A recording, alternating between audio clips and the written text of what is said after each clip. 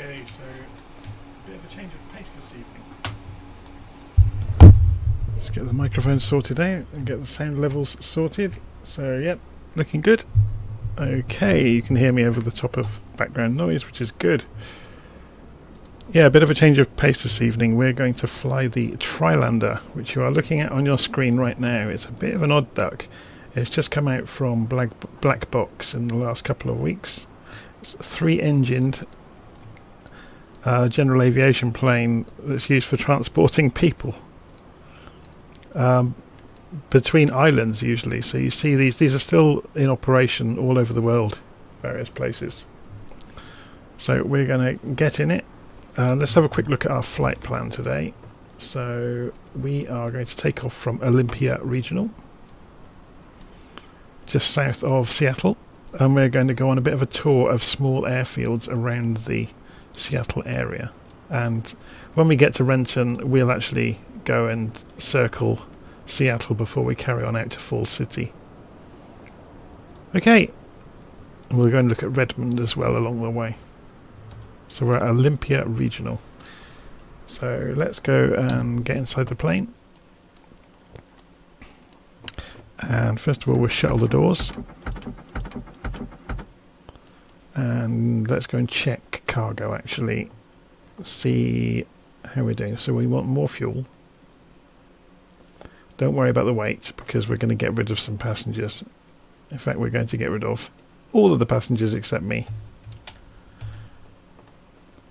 And close that.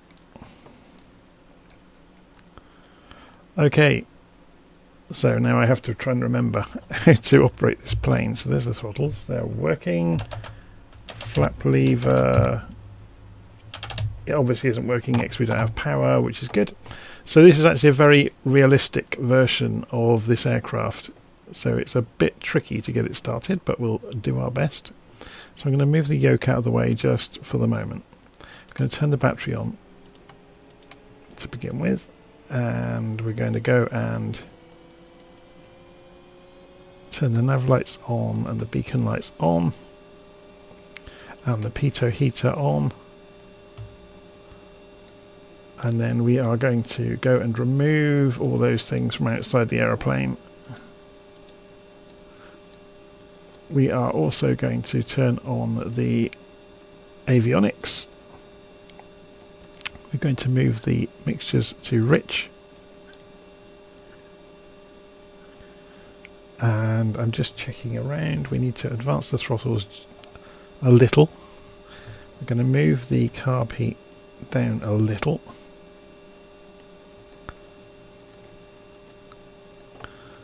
Okay, getting closer to starting it. We're going to turn the fuel pumps on. And then we're going to hit the left starter. And I've forgotten something. What have I forgotten? I've forgotten something obvious. Ah!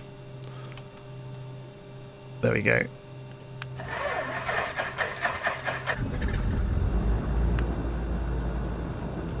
So the window is open at the moment, which is why we can hear the engine.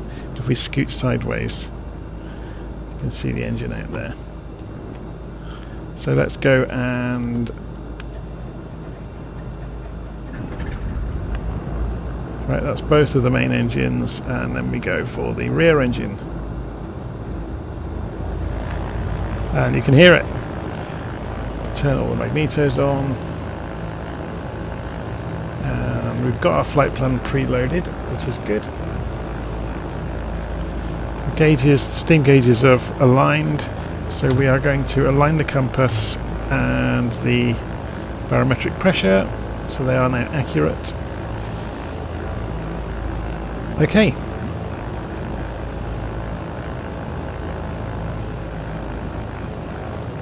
So let's have a look at this from outside. Oh, we've killed the engines. There's always the risk.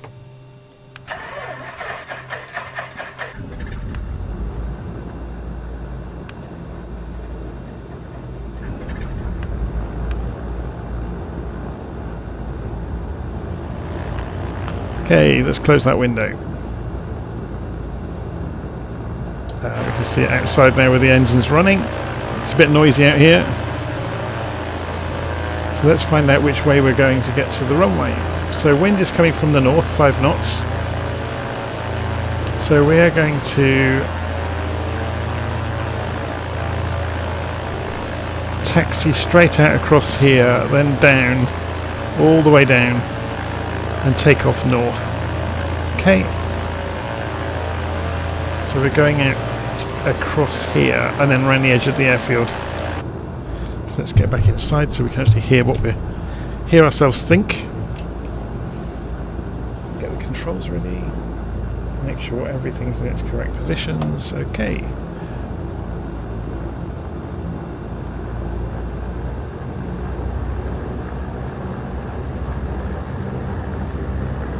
Just going to steer away from this guy so I don't chop him up with the propeller.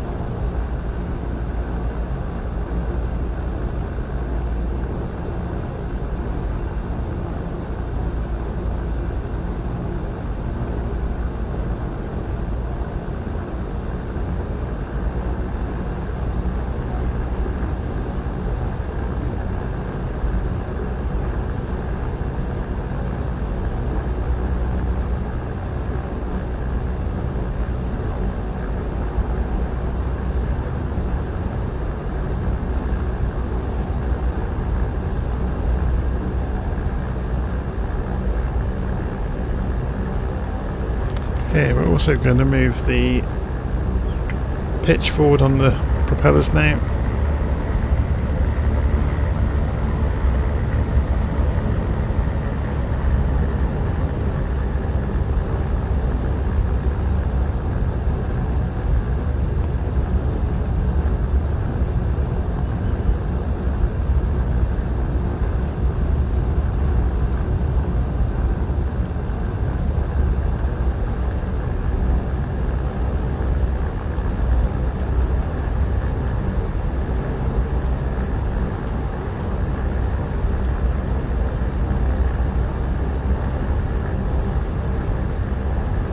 Okay, here comes the Death Wish van. I'm going to go around him.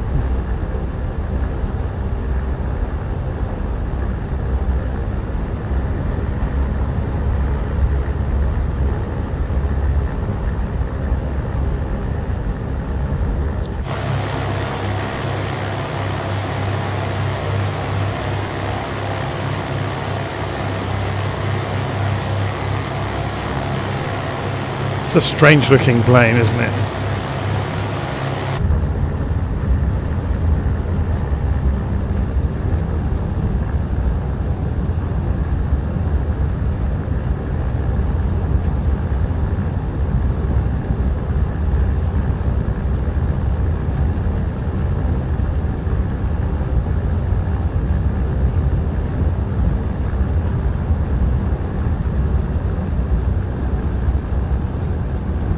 Taxiing down to the end. We're not in a huge hurry to take off.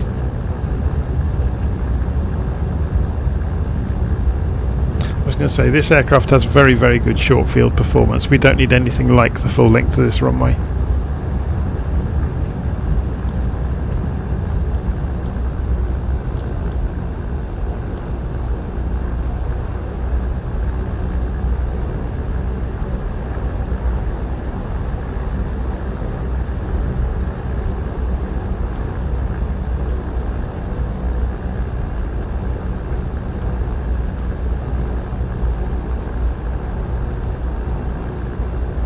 Actually, before we get going, shall we increase our chances of seeing some other traffic around? If we go and change the server we're on to West USA, we should see some traffic. And resume. Okay, ready to take off. So as soon as we take off, we're going to make a right turn. So let's look at where we are on the map just to reacquaint ourselves. So we're here at Olympia. Should we run transmitter in the background as well? And other people that are running transmitter will be able to see us. So we're at Olympia, and we are going to fly. I presume transmitter's working. Yeah, it's just right underneath our aeroplane. Going to fly down to Western, then Pacemaker, Pierce, Auburn, Renton, Fall City, and then off around the top of the Seattle area. Okay, let's go and get on our way then. Move the flaps.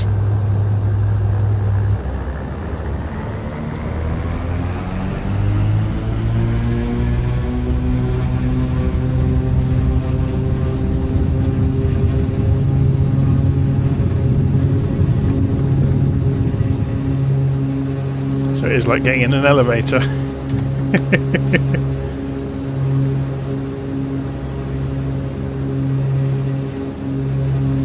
Okay, flaps up.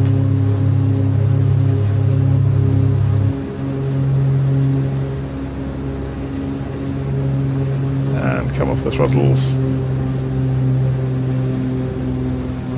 And we'll do a left circuit around the airfield and the area that we've just taken off from. Just have a look around.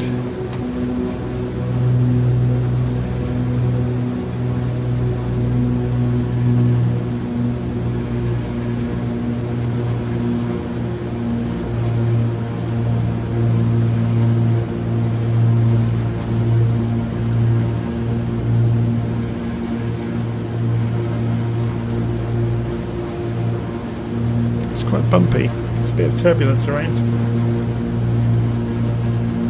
So in the live chat, the bonsoir says hi there. Is that supposed to be bonsoir as in French bonsoir? If it is, you spelled it wrong. I'm sure it isn't. I'm just going to turn the volume down in my own ears a little bit because it's extremely loud. Don't need it to be anywhere near that loud. Okay, so this is the airfield we've just taken off from, which is Olympia Regional. I'm just going to fly past. Let's get this trimmed down for level flight as we're going along. So you've got the normal 6-pack of instruments here. So things aren't quite in the same positions as normal. You've got vertical speed down at the bottom left. Got a nav instrument here, which we're not going to be using today. We're just going to be VFR all the way. Okay, so we're cruising along quite happily, about 110 knots.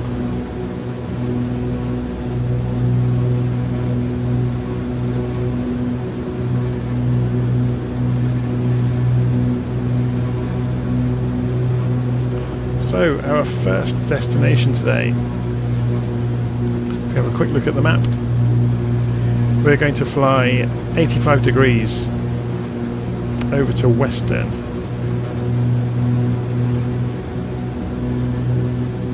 So, quick turn, at 2,000 feet. There's no need to get much higher than that today.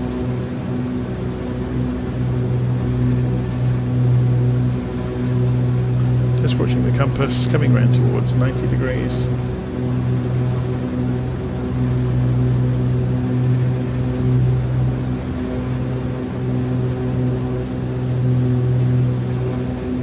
So bonsoir is French for good night, basically.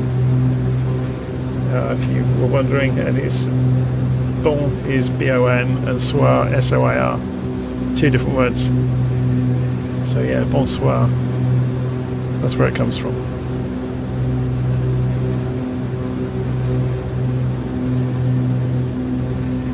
Actually, no, that's bon nuit. What am I talking about?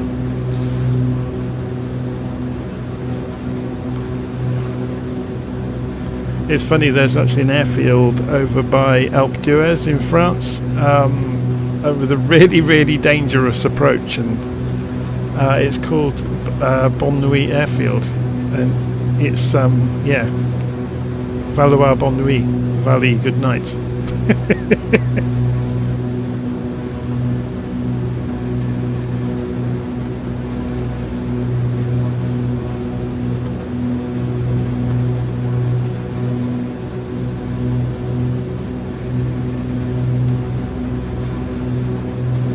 bonsoir would be good evening. Bonne nuit is good night.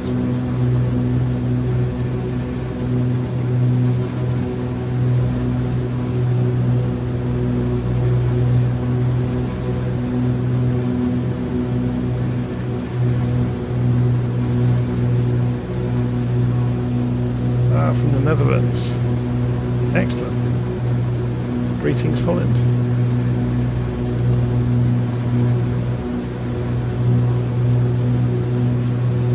Okay, so I'm leaving it on live weather. You can see there's a pretty low cloud base. I guess we could climb up into it for a bit of fun along the way. But I'm only at 2,500 feet. It looks like about a 3,000 feet cloud base, doesn't it?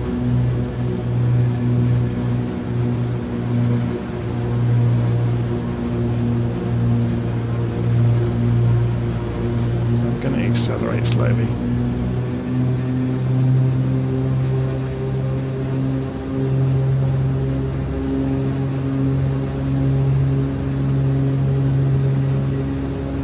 Is there any nav radios or also VOR stations we could tune into along the way? Let's have a look.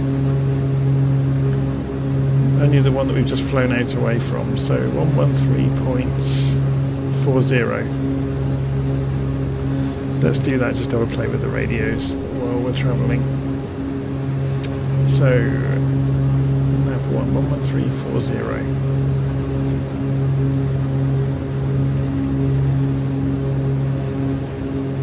Make that the active frequency, and that affected this radio here. Okay, so that's not nav 1. That's interesting.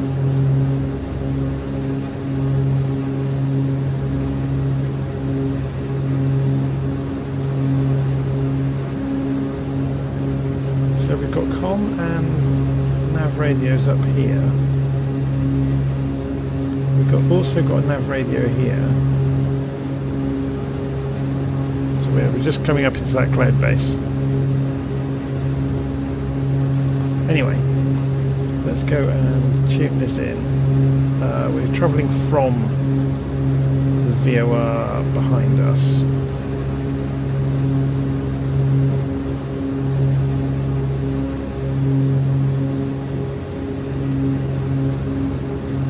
Go. That should give us, I mean, we've got GPS anyway, so it doesn't really matter. But that does give us the distance measuring, which is quite cool. Which then obviously gives us the ground speed as well.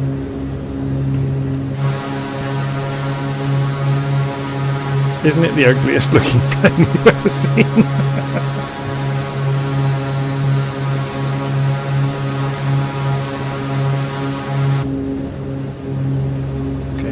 Nose down a bit and stop climbing.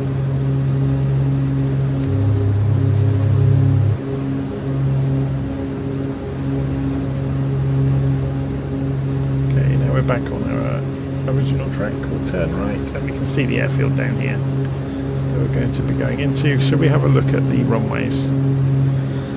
So based on the wind, we really want runway 27, but it's not going to make much odds. It's not that quick. Well, actually no, we're reading.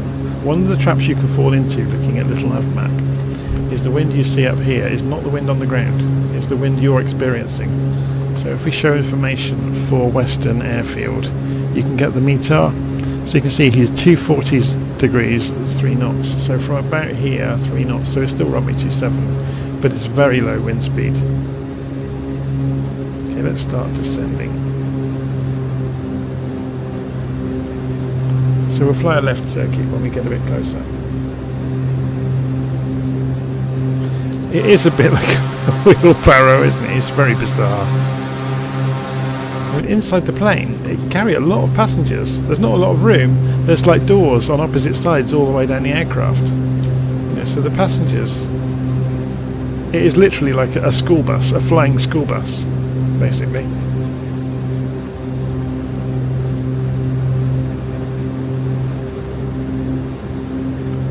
Okay, so we can see the airport directly in front of us down here. Yeah, so we're going to descend down.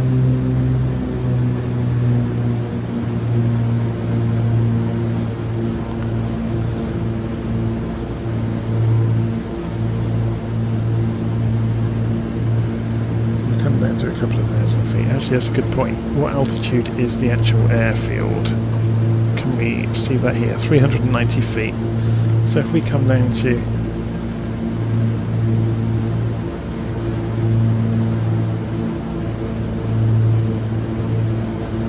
That's interesting. Just going to look at the map again. Okay, we're looking at the one further away from us. We're just passing Western, which is where we want to fly into on our left.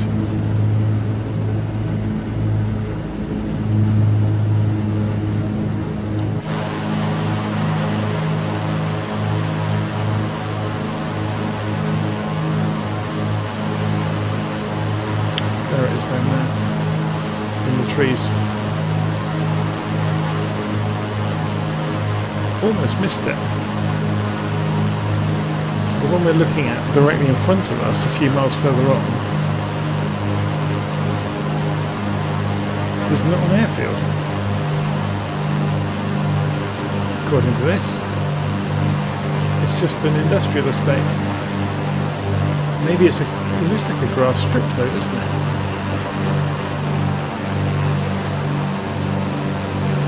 Maybe it used to be an airfield. It looks like it was, doesn't it? Okay, so there's the airfield we're going for.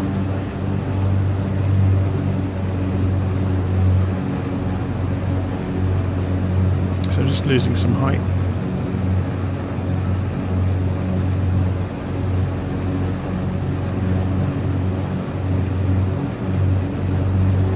Wasn't there a TV show about a flying school bus? I think there was. Or a children's book, maybe.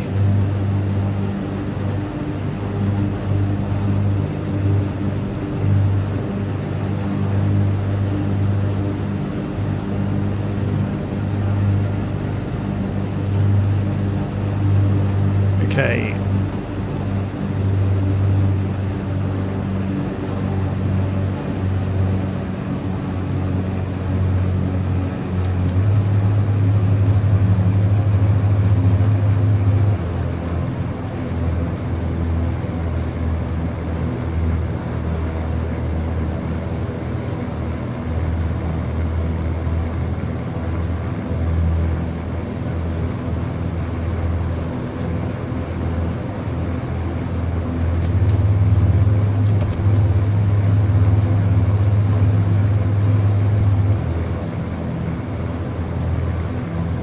A bit high, so I'm going to side slip us in to lose some of this altitude.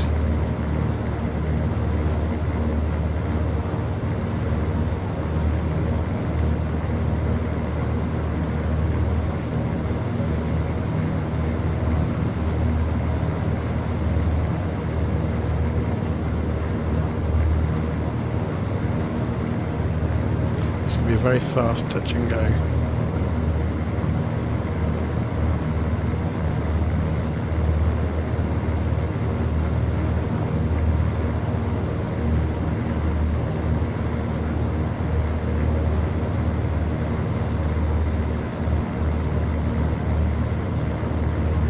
let's come out of the side slip. Try and avoid the tree.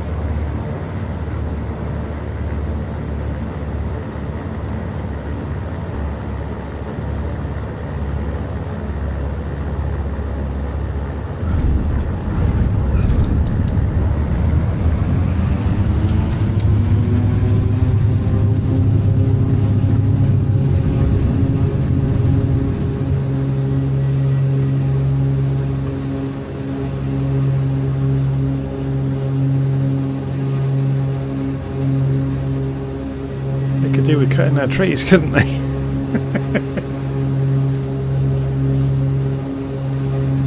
Okay. Next on our journey. Flaps up.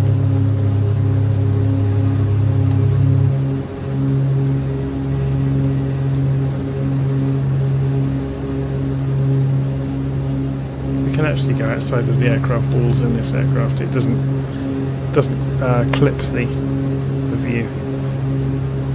So we're going a couple of miles to the northeast, 7 miles, 22 degrees or thereabouts. A bit further than that, 30 degrees for us. Remembering we're going to have to come in from the south anyway because of the wind direction.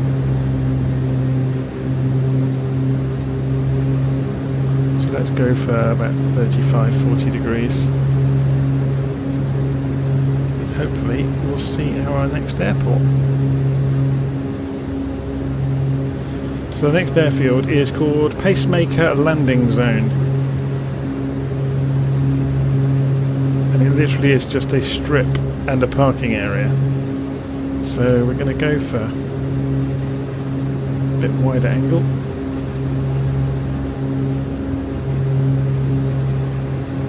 And see if we can spot it before we get there.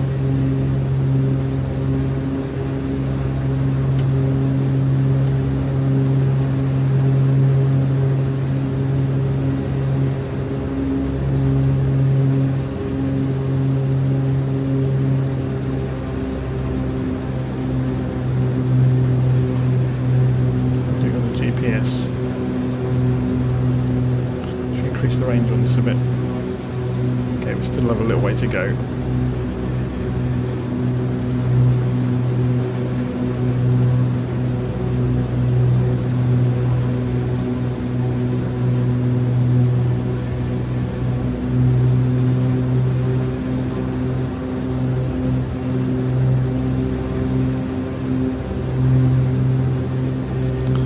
Just looking at the shape of the fields.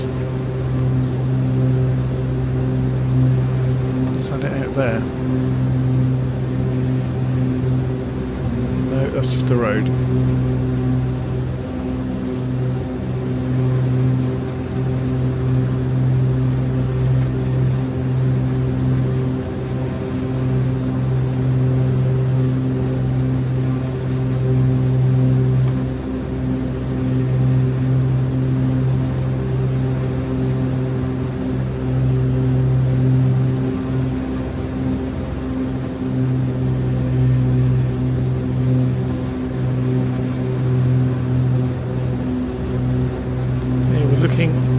For the airfield, I can't see it yet. Or is this it down here? I think this is it here. Yep, it is. Okay, so let's slow down.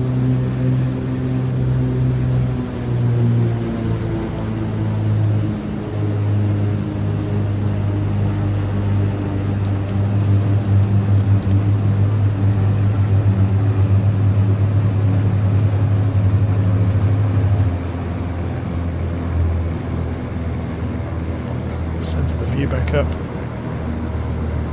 Maybe scoot forwards a little bit and make it slightly panoramic.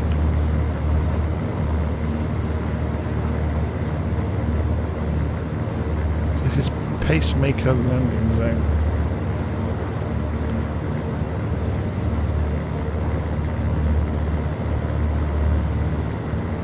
Outside air temperature today is 10 degrees, so we shouldn't have any major problems with the cold.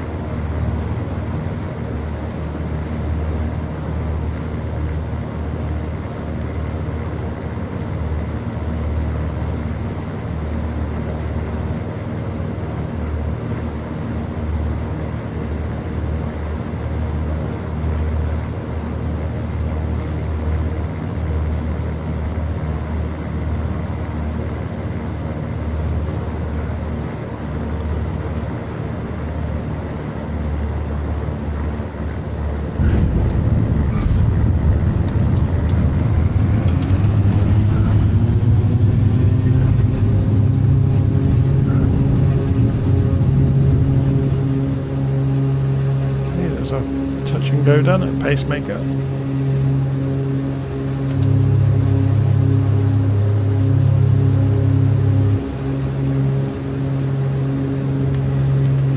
Let's have a look at the map. Next leg, about 45 degrees over to Pierce County.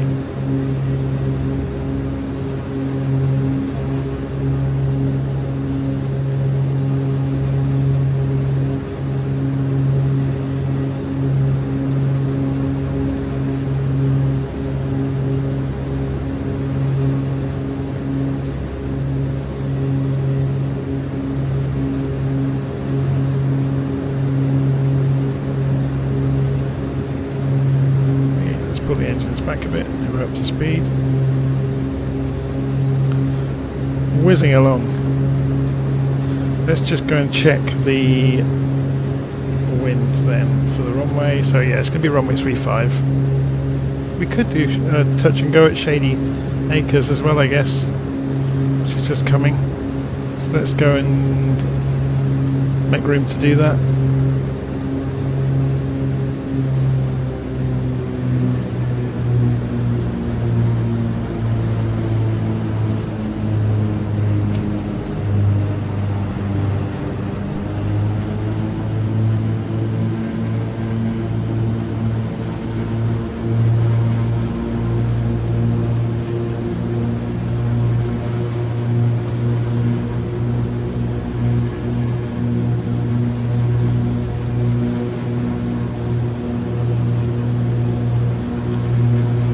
Do that, we have to find it. Is that it in the middle there? Or is that a road? I think it's just a road.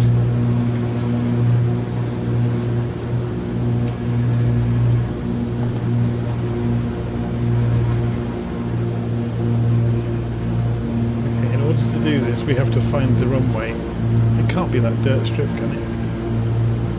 There's a pylon in the middle of it.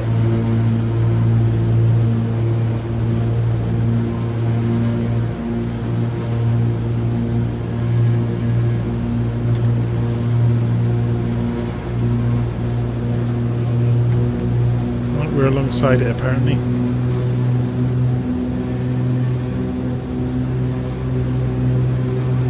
Oh, here it is.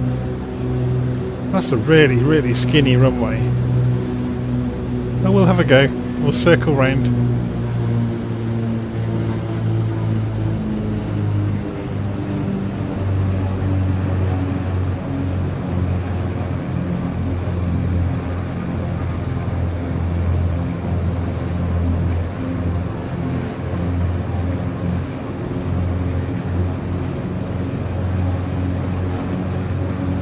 Everything for speed.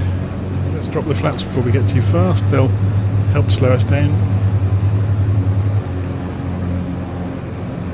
So we'll cut in around these buildings and just miss the trees and come in around there.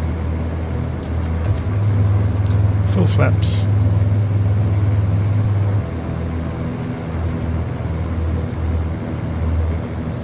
Scare the living daylights out of the high school or whatever this is down here.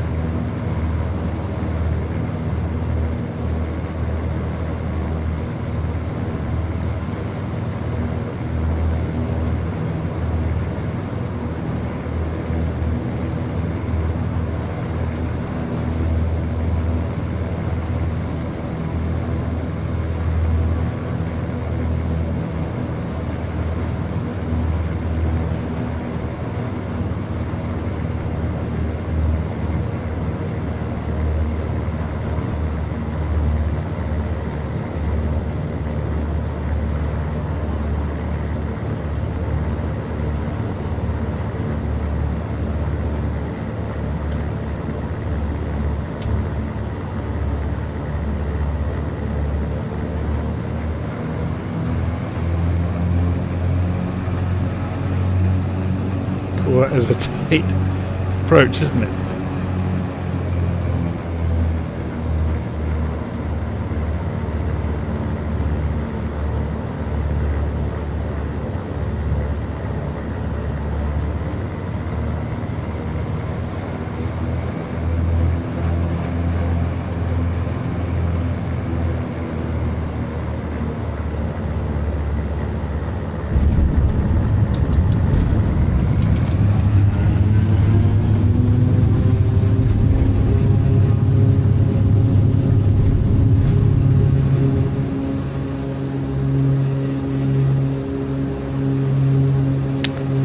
something they could do with cutting their trees as well.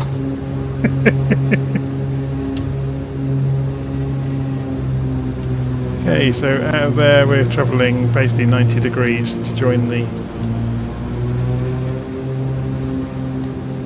approach for the next airfield.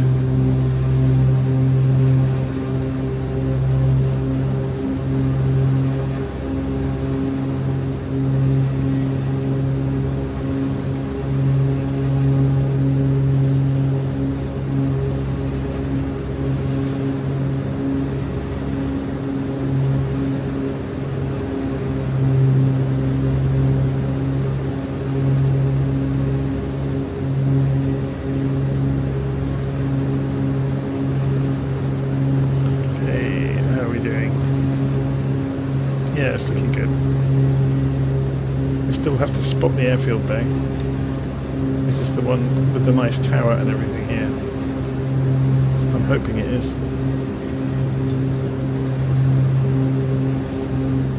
Yeah, that looks like an airstrip.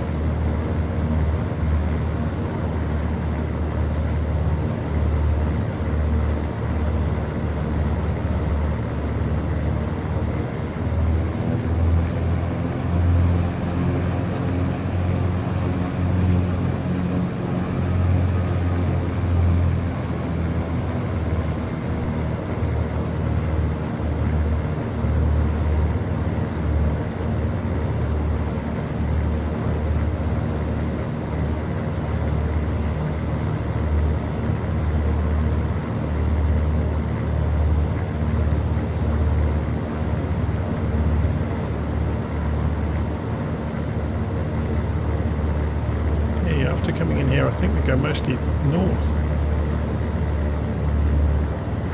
Just off to the left, let's just correct that before we touch down.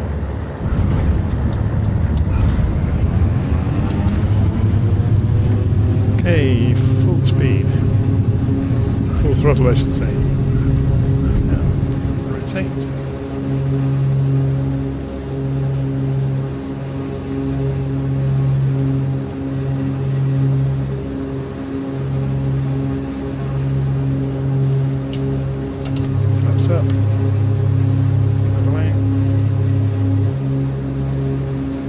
See where the journey takes us next. So we're going upstate, so up to Auburn municipal.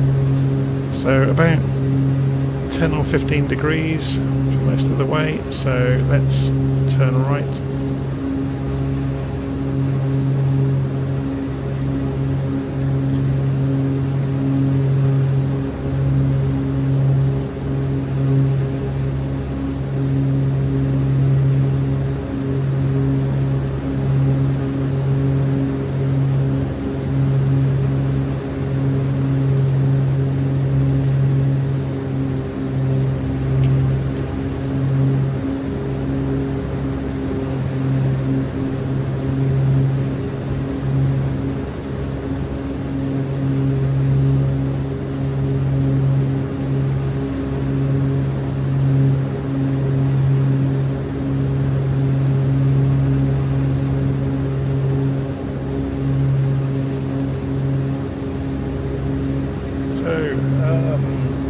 Bonsoir is saying thank you so much for doing these live streams. Love to watch them for a bit when I have a little time to get into flight sim myself. Nice inspiration for sites to visit someday.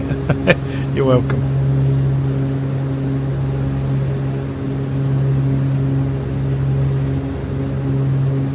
Yeah, I tend to fly all over the place just because the simulator gives us the whole world for free. So why not? Why not go and visit everywhere?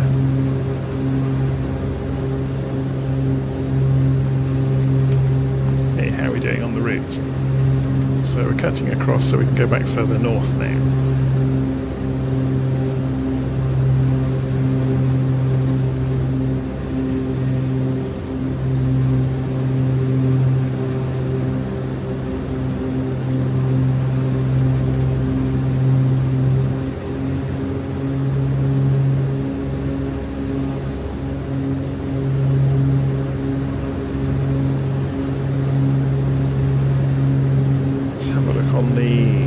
Over here, if we increase the range, see that next airfield is coming, heading straight towards it.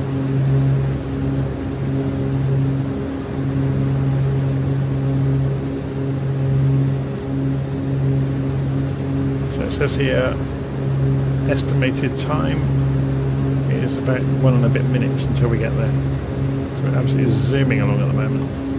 So it's a good question actually, can we see it out in front of us?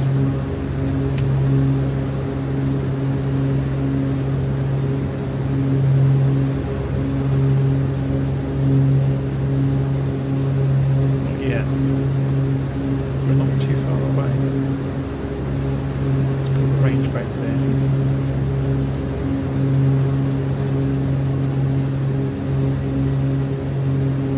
Where is the runway? Is that it here?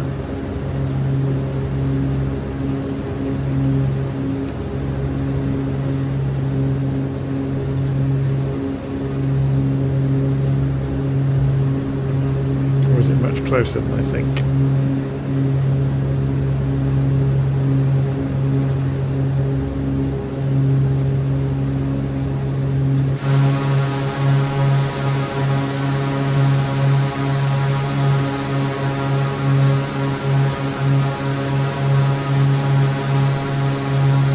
Ah, you can see it.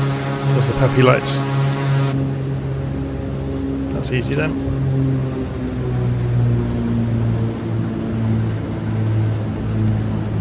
So this is Auburn Regional, Auburn Municipal, sorry. We're just approaching. So let's get on the centre line at least.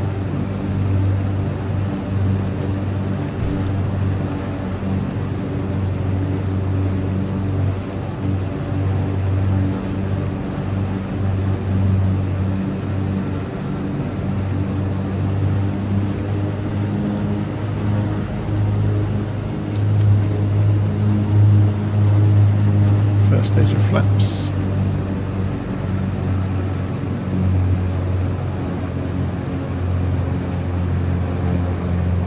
Should get a look at this aeroplane while we're on approach. It's a strange looking thing, isn't it?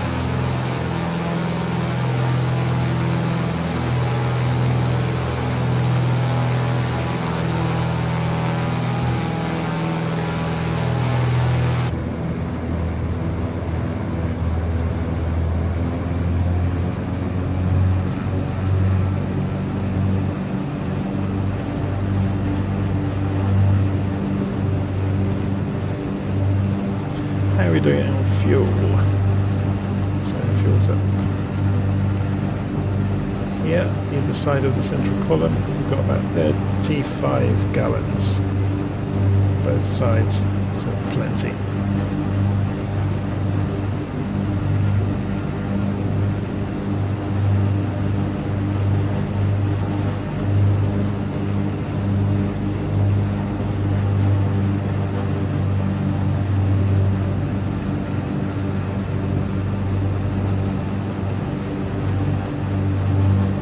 Don't need the carb heat on, it's not cold enough to need it.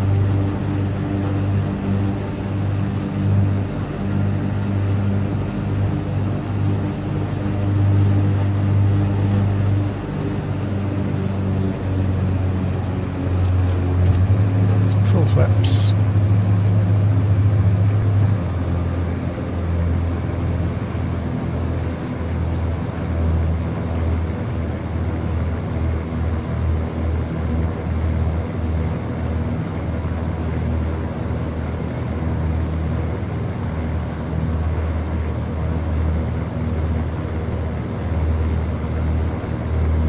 whistling over the car park. Is that JC Penney or something down there? If we look carefully as we go past, we'll probably see the logo. Is it a Lowe's? I think it is. Yeah.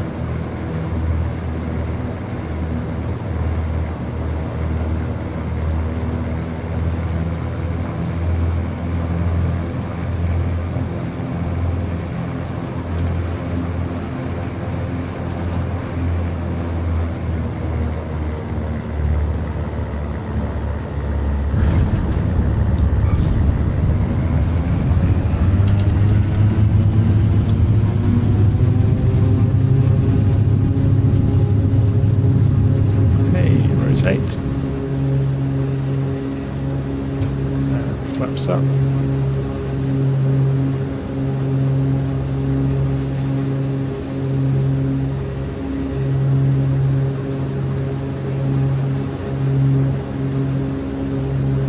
There's a huge car park down there.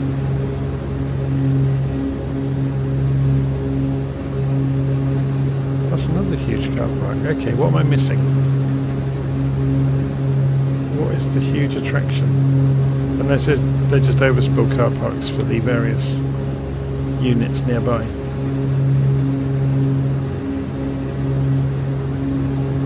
Okay, next leg is directly north to Renton Municipal, and then we'll go for a fly around Seattle. So as we go on our way up to Renton, we're going to get a good view of the international airport. So we'll get some height so we get to see it as we go past. So coming up for 2,500 feet. This plane really does climb like crazy, doesn't it? I mean, okay, I've got the throttles against the stops, but we've just gone 1,000 feet in a few seconds. Right, we're going to go into the cloud layer if I go any higher. But we're high enough now to see. Yeah, I'll just dip a little bit.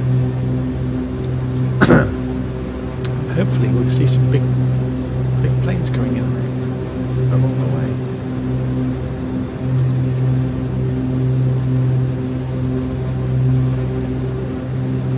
Famous last words, of course. Now we won't see anything.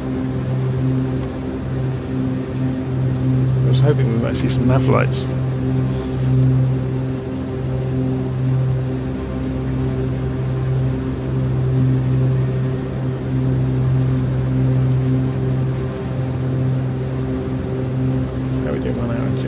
Still on target.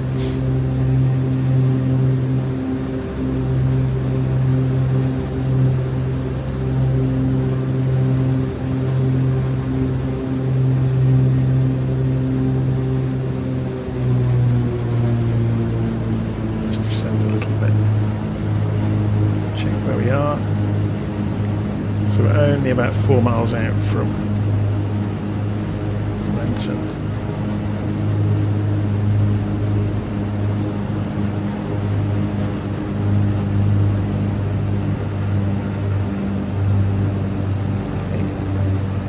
There's the runway we're going to down here, so we're going to go full flaps while we can and get the speed down and descend.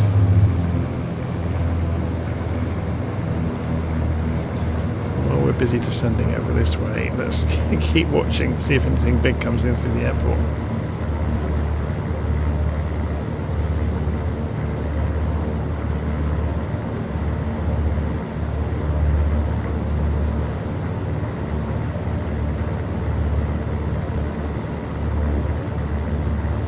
Yay, there is something. I could swear I saw a nav light then. Yeah, there's a nav light. Not sure if you can see that on the stream. Something big climbing it.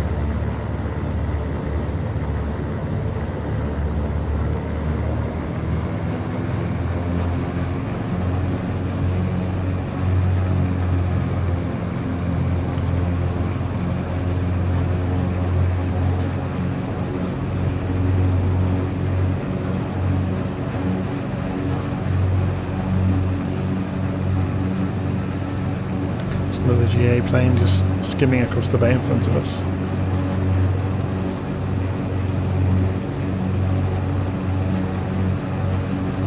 So once we leave here, rather than carry straight on our route over to the east, we're going to go and fly around Seattle and go and have a look. So we're going to carry on north and then circle round to the west. So if we look on the map, it'll make some sense. So the city is up here. Yeah.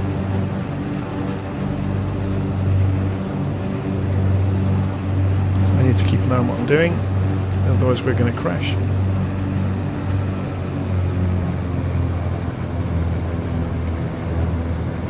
Although saying that, this is a huge runway. This aeroplane can stop on a postage stamp, so not really a concern for us.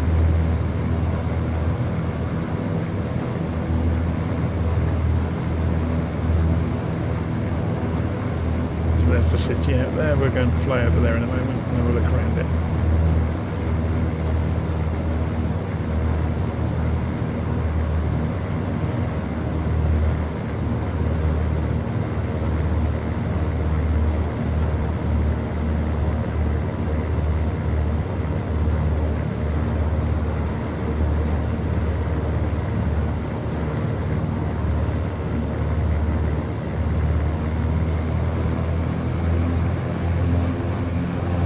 How much is this plane? The Trislander. It was about 20 something pounds. In dollars, I guess that's $25, $30 maybe. It's from Black Box. You can get it from their website. It's very good.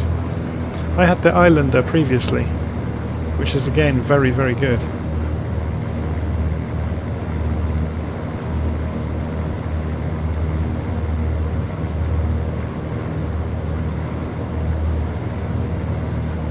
The actual operation of the engines and everything is very accurate, or supposedly.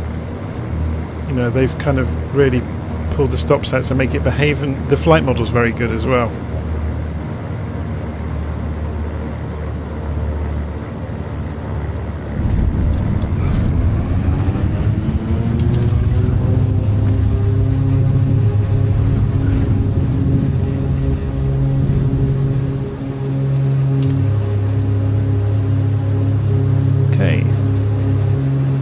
Let's go and have a look at the city then. There's a pink aeroplane down there. Some sort of texture issue, I imagine.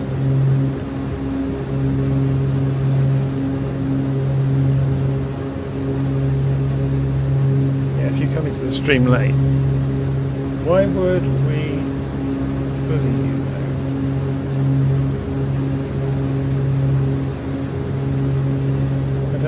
What you're talking about. Oh, is it people spamming the live stream? There's a robot that watches for certain keywords and removes messages. So don't worry about disappearing messages in the live stream. There is a robot that is self-censoring the live stream.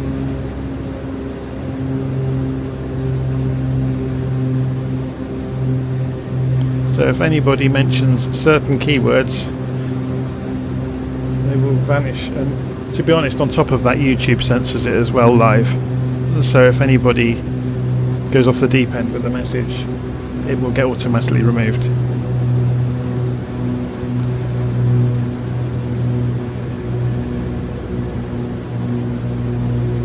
Okay, see Seattle out in front of us, and there's a ship in the harbour by the look of it.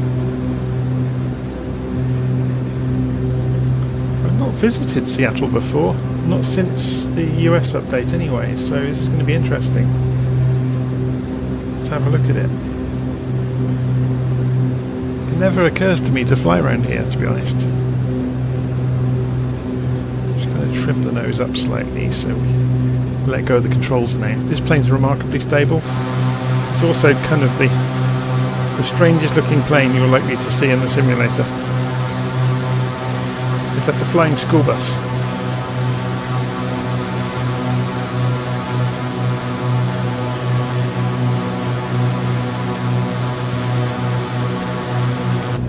Yeah, so inside it's just full of seats and doors. All the doors and everything open when you're on the ground. It's really good. There's all steps that you can put out on the ground to help people get in and out. And you can open the nose and the tail to put luggage in. It's very cool.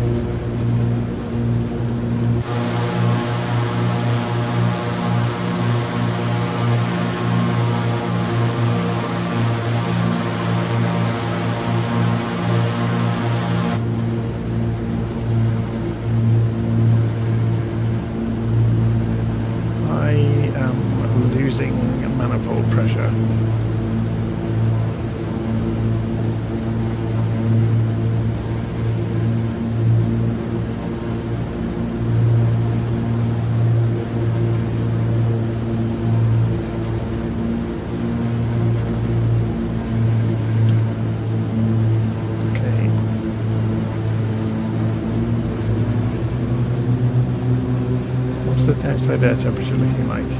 Yeah, it's getting cold, but it wasn't that bad.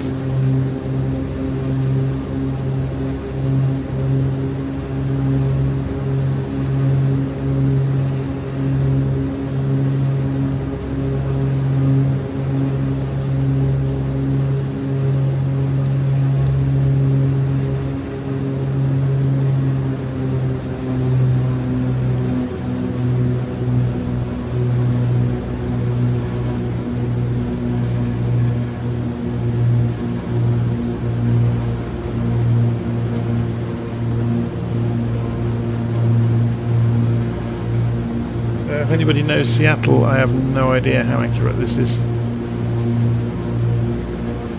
I guess we can fly over to Redmond in a moment and go and find out if the Microsoft campus is there.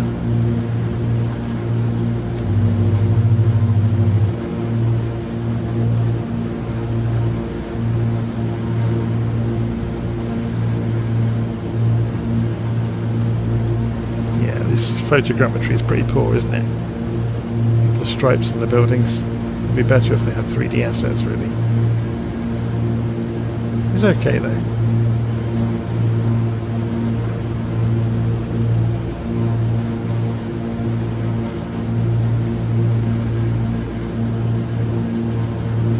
Now, if we find out where Redmond is, we can go and there's Bellevue.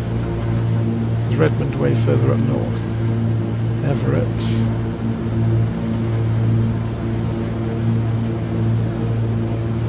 Jefferson.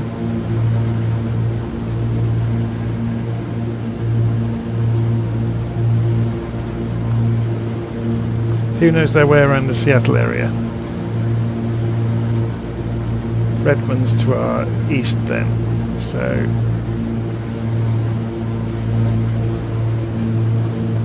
we're going to fly over to the east and have a look at the Microsoft campus. You would imagine it would be modelled, seeing as this is Microsoft Flight Simulator.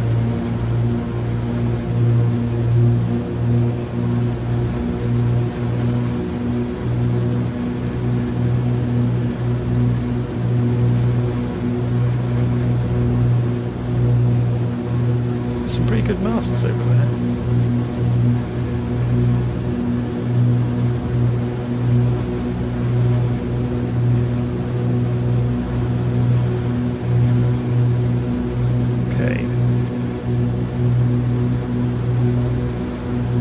Redmond is about 30 degrees this way.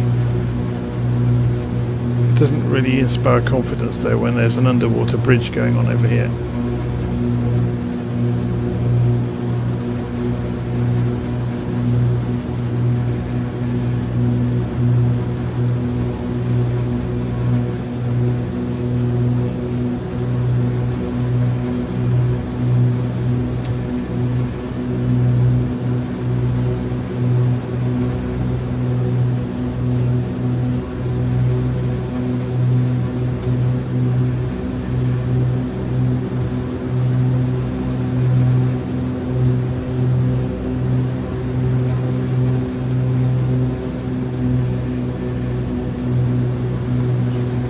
See how we're doing on the map.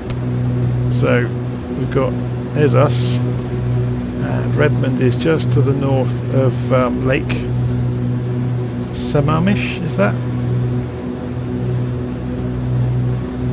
Okay.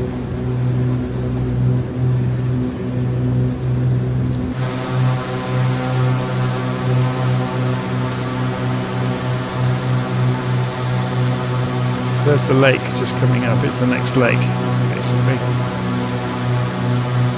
So this area here that we're just passing is Bellevue. We're looking for Redmond, which is just north of the green area at the end of the lake. So this is Bellevue.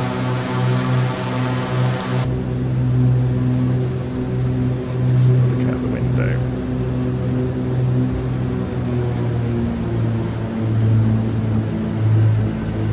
Circle it, have a good look.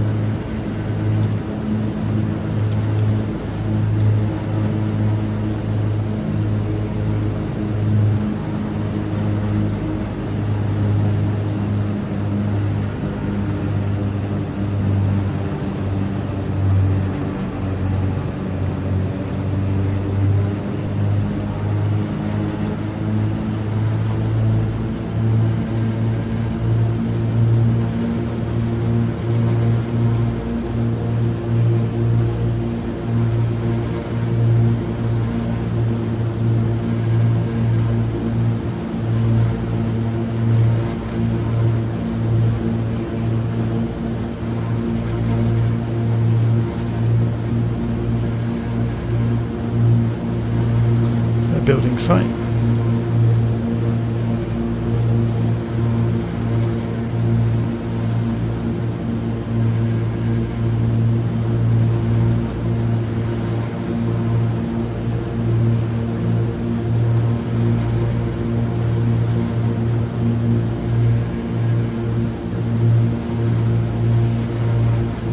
Okay, off towards Redmond we go then.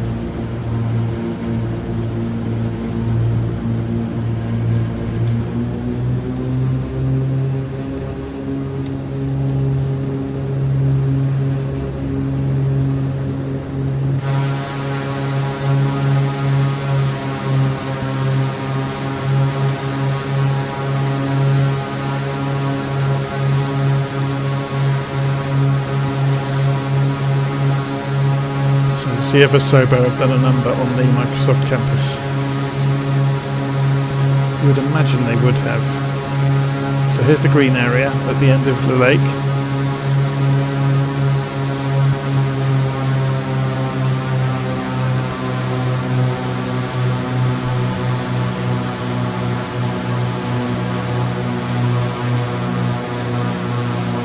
I guess we're going to be looking for custom 3D assets if they've done it. So I know the Asobo buildings in France are accurate.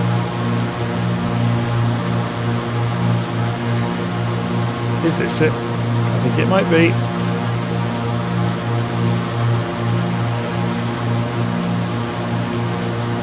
It's looking better than the other scenery around, isn't it? Which would be a huge indicator that it's the Microsoft campus.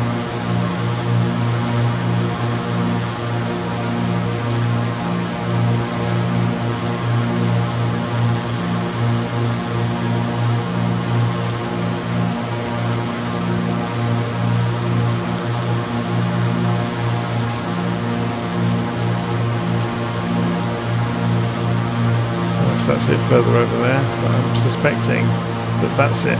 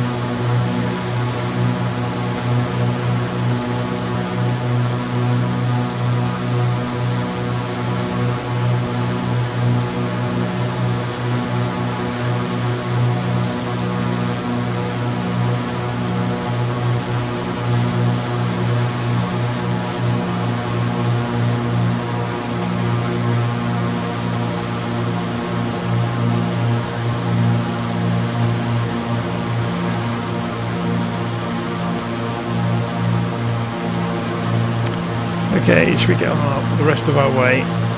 So we've gone a little bit out of our way. We're going to cut back across southeast to Falls City now and do a touch and go.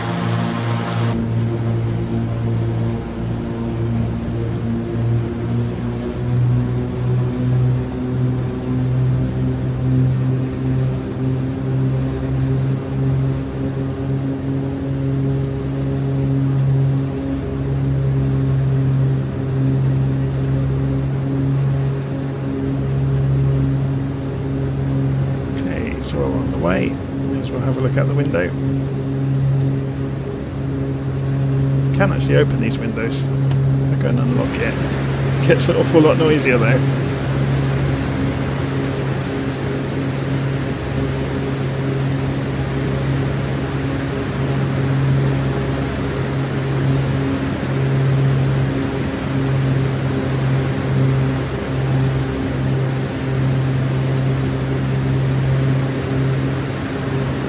Simulator's absolutely crazy, isn't it? Every house, every tree, every driveway, and cars on the roads, it's nuts.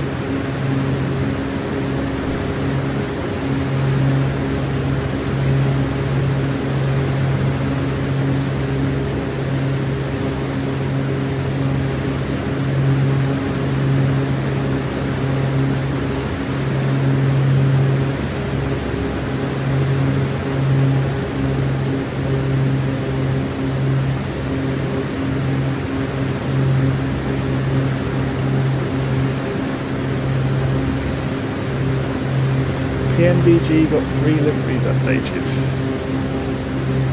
Okay.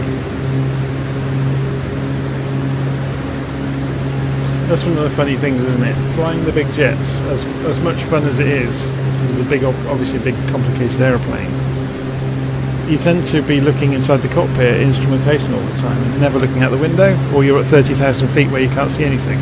So all of this effort to make it great for GA flights is completely wasted on the big jets. It's an interesting problem. Okay, let's close that window, it's a bit noisy. How are we doing? So there's the runway. We're going to 1WA6. Now, we've got an interesting problem here to do with the wind. So, and hills. So this is Falls City. So we're going to fly a left circuit around Falls City. We'll come along the edge of the hills. I'm guessing it's up there. Just looking at our direction of travel, yes it is.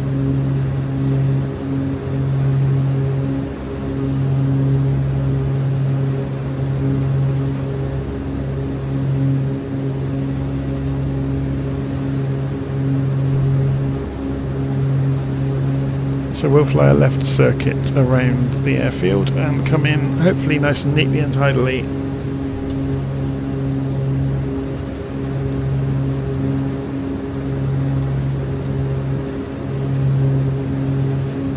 are we doing on fuel? Let's have a look. 30 gallons. We've got lots. Not a problem.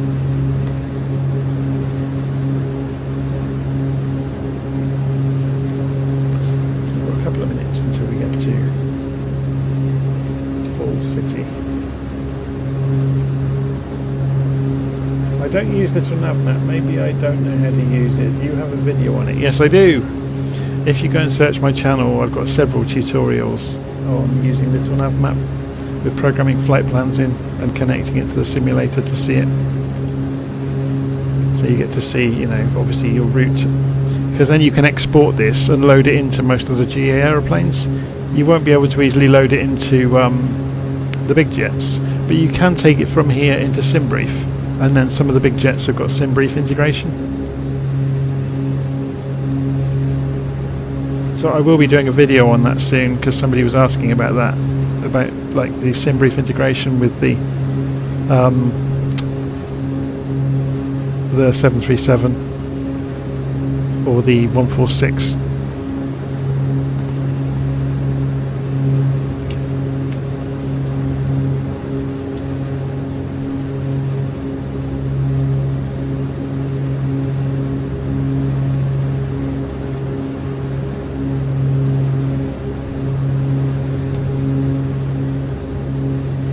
El Alto in Bolivia, 13,300 feet.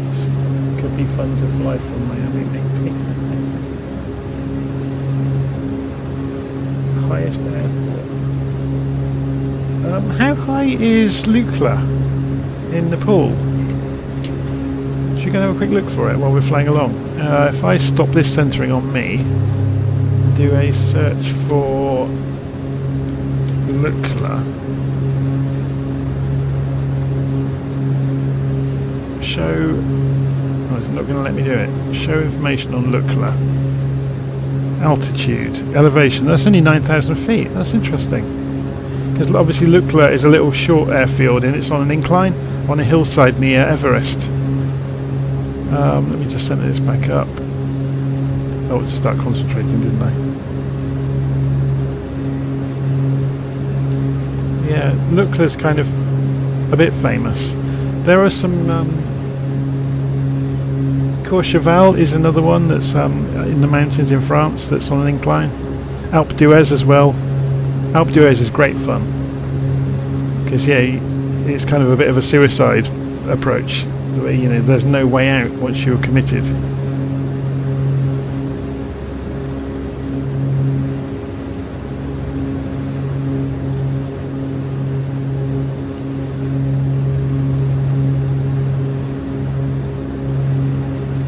There's Ed saying hi, oh nice to see you live, Jonathan. Yep, thank you. It's nice to be live again. Okay, so I'm looking out for this airfield. We're just passing it on our left, apparently. So where was it? Was it down there in the valley? Just looking at the GPS here. We just passed it, so it's behind us. This might take a bit of figuring out. That wasn't it there, was it? No, that's just the road.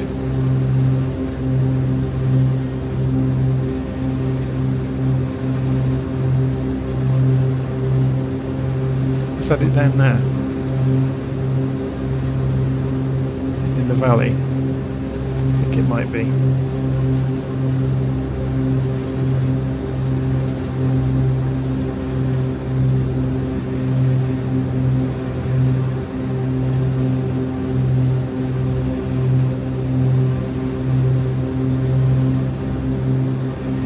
Closer than that.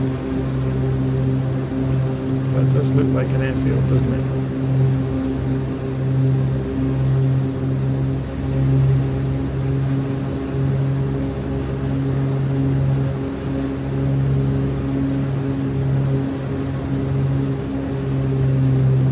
Let's have a look on the map. So off our left, yeah, that is it, I think. To the right of the water, is that right? Yes. Yeah, that's it.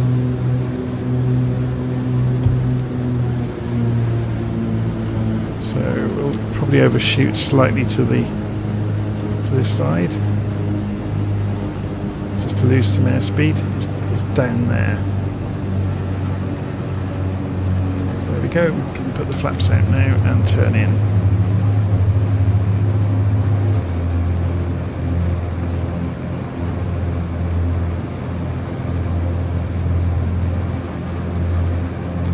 Directly in front of us, and so we've got a strange approach down this hillside.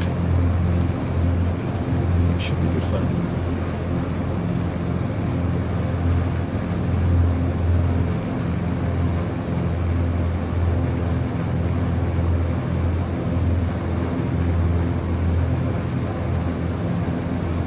Simon's just said he's found the video on Little Nav Map. Yep, hopefully it'll be useful. It's quite an old video now, so Little Nav Map might have changed a little bit, but it should still be quite instructive. Spicy Buffalo Gaming, don't you just hate those people who spam videos and ask for subs? Yeah, I've had a few of those recently. Okay, full flaps. Going far too fast and I'm too high, so I'm going to side slip a little bit.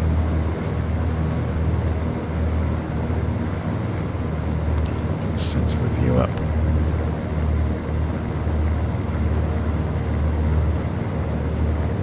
Okay, stop side slipping. It's quite a long runway, but there's trees in the way on the approach. It's down a hill basically on the approach.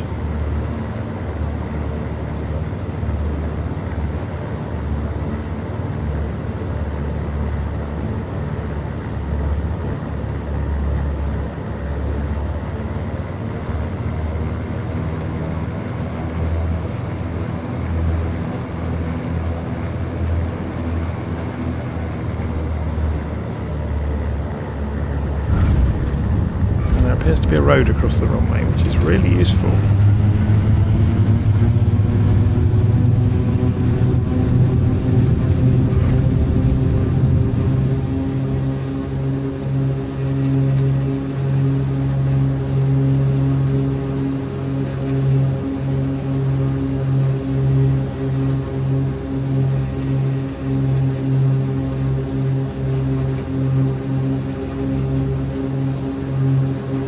Okay, next runway is north.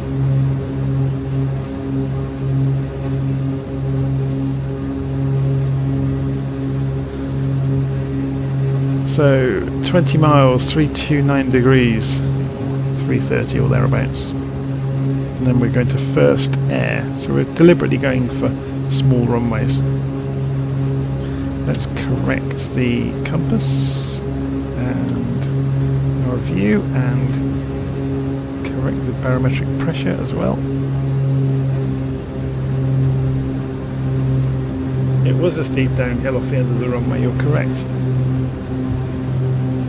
Didn't just look like it, it was.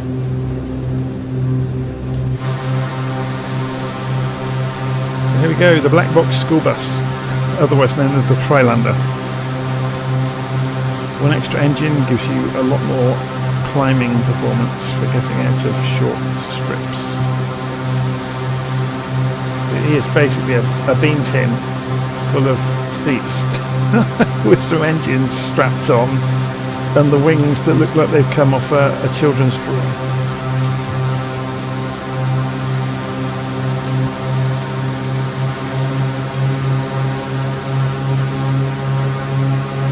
It's a great fun plane to fly though.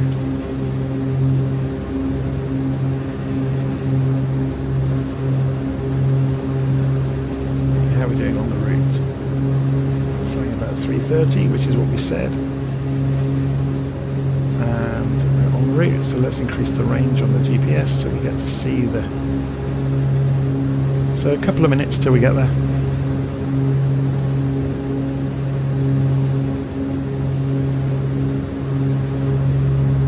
The weather has been interesting, hasn't it?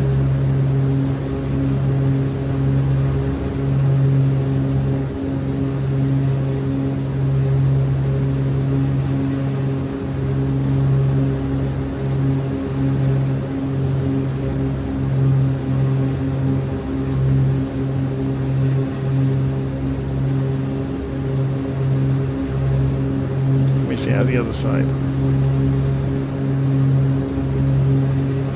Mountains.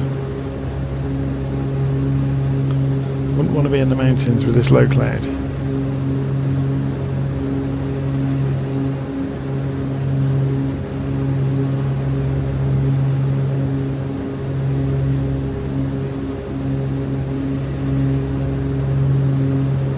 Just coming up for 2,500 feet, which is fine. I think the cloud base is just a few hundred feet above that. So the airport we're going to is First Air, W16. There's not much on the ground around it. It literally is just a strip on the ground.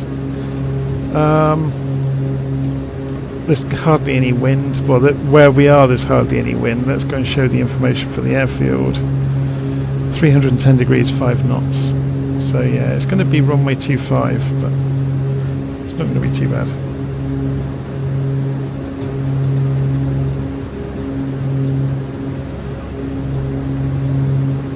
William Kelly has appeared, just got here. I love the Islander, but I've been hesitant to get the Trislander, thinking it's not different enough. It's different. It's a lot more accurate in terms of the avionics and managing the engines.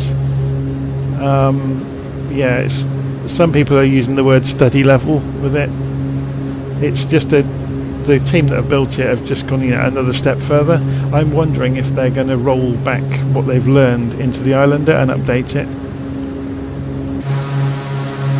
It's pretty cool. It just looks quirky beyond belief.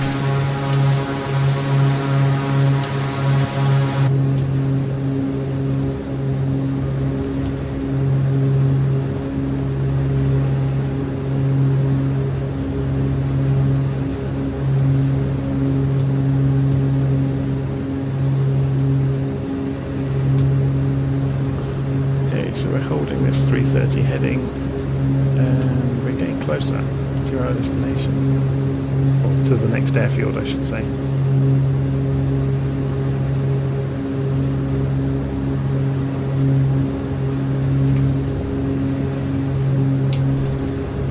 So if we zoom in, reduce the range, let's scoot across the cockpit and have a proper look at this.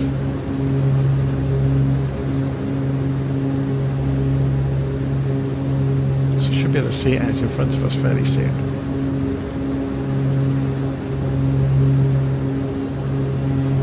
Maybe start descending. We're getting worryingly close. We're up to 3,500, or up towards nearly 3,000 feet, sorry. And we're getting into that cloud layer.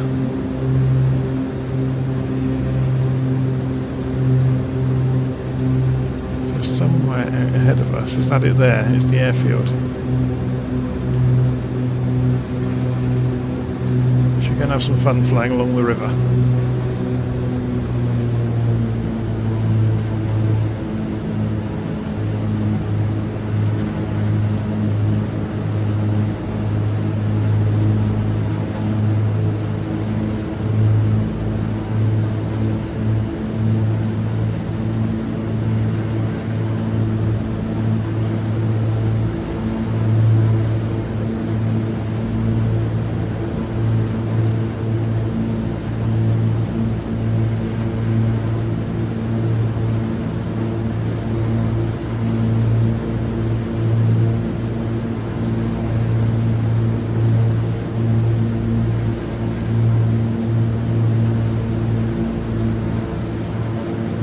This is just the standard Bing Maps.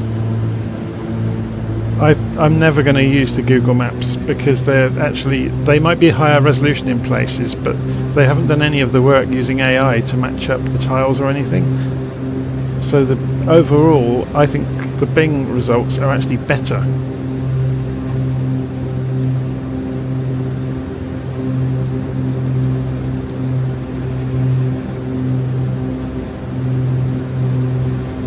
You don't get any ugly joints between anything. It's all been tidied up, and they've put an enormous amount of effort into doing that.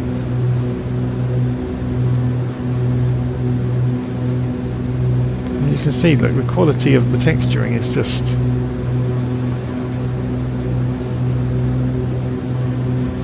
it's very, very good.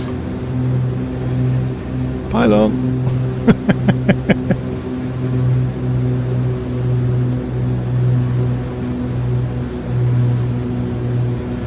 There's a huge temptation, I think, with people to monkey with the simulator to supposedly make it better. I think out of the box it's very, very good already. So I'm loath to fiddle with it. I haven't bothered downloading any scenery other than my local airfield, and that was just curiosity, really.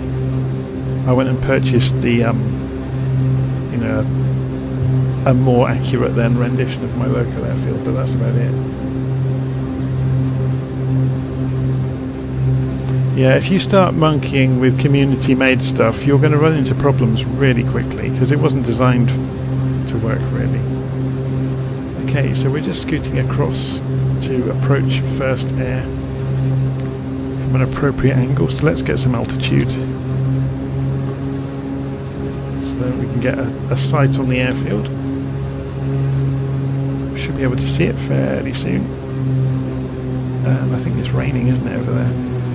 Yeah, the rain's starting to pelt the windscreen. It's only fine mist though. So just the other side of the main road we should see the airfield. So it's over here somewhere. Or is this in here?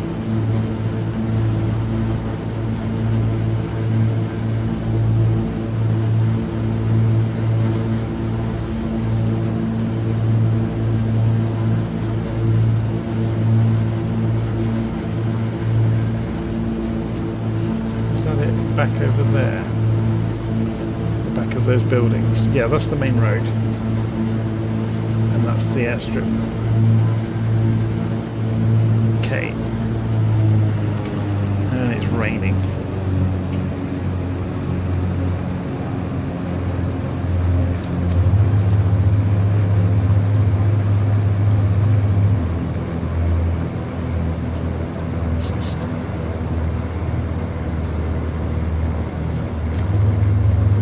Full flaps. That must be a NASCAR track, I guess. Just in front of the, or some sort of speedway.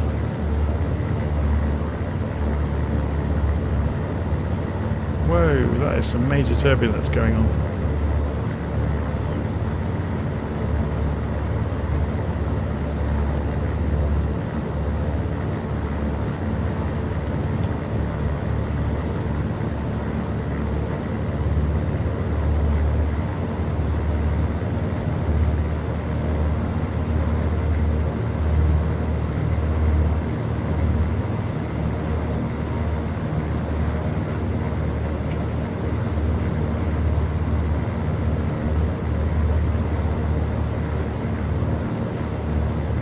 stops the rain.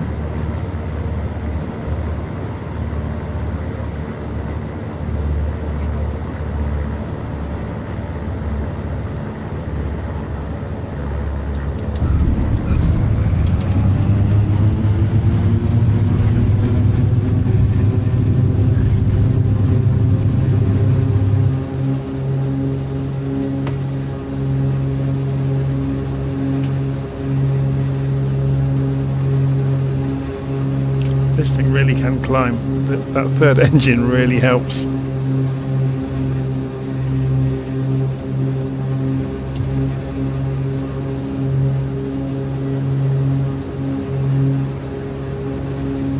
See you soon, Ed.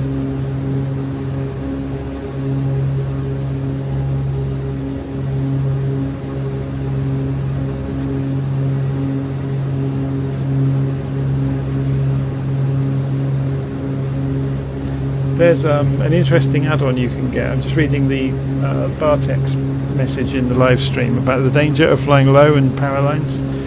If you have a look on flightsim.2, there's a series of add-ons called We Love VFR that add all of the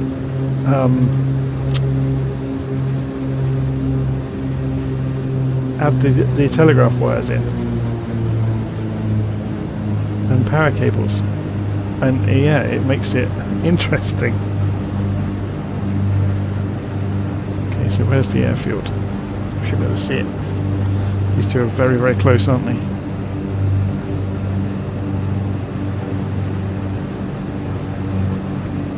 Just come down out of this rain cloud. Let's go back to first stage of flaps.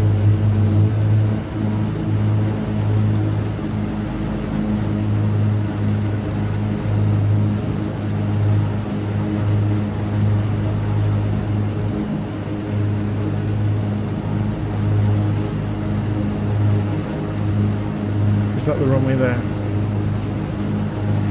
I think that might be it. That patch of mowed grass is it. I think. Oh no, maybe not. It's off the left side. Oh, I've got the wrong button. There it is.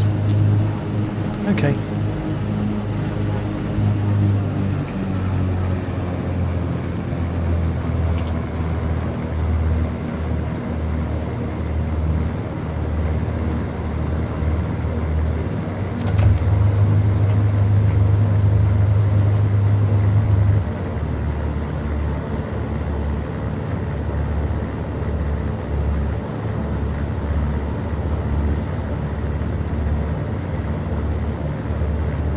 Still far too high. Let's try and see if we can side slip it in.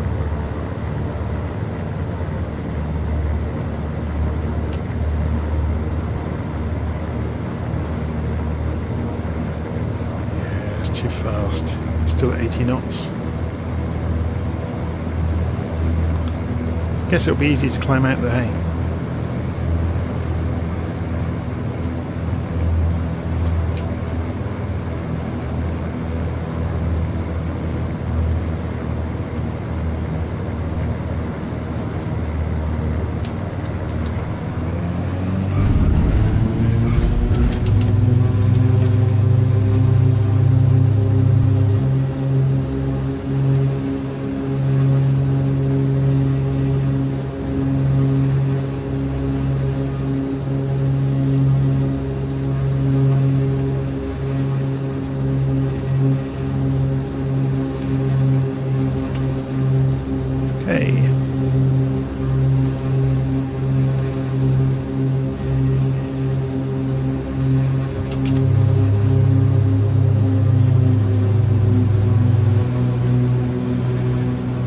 Daryl says hello from Mallorca.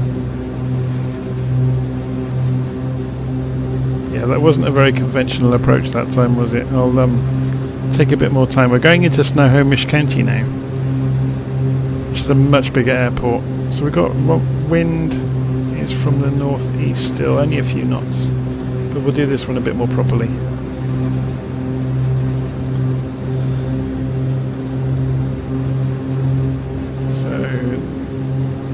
sound is getting higher as well, so let's climb out. This is the Trislander, so it can climb. You can see it has 3 engines, so it can climb like nobody's business.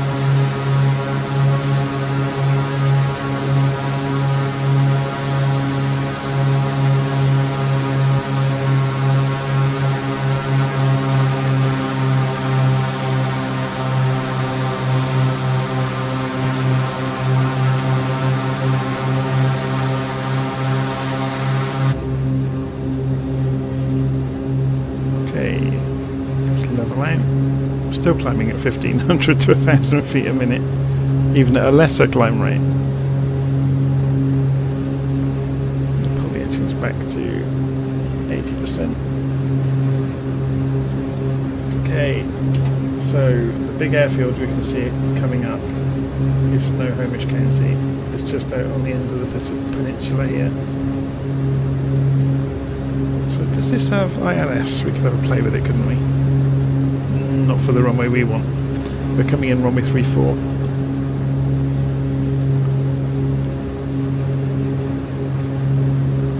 So we'll fly. We're coming in the wrong place for this circuit, really.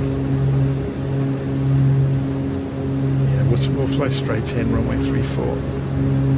We'll just fly off to the south a little bit first to give ourselves an approach.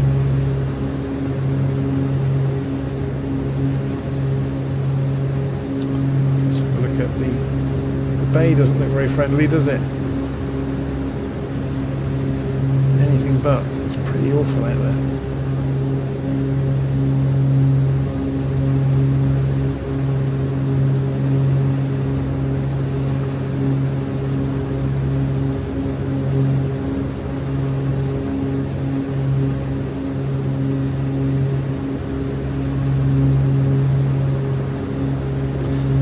So somebody asking how this plane stalls. Let's find out.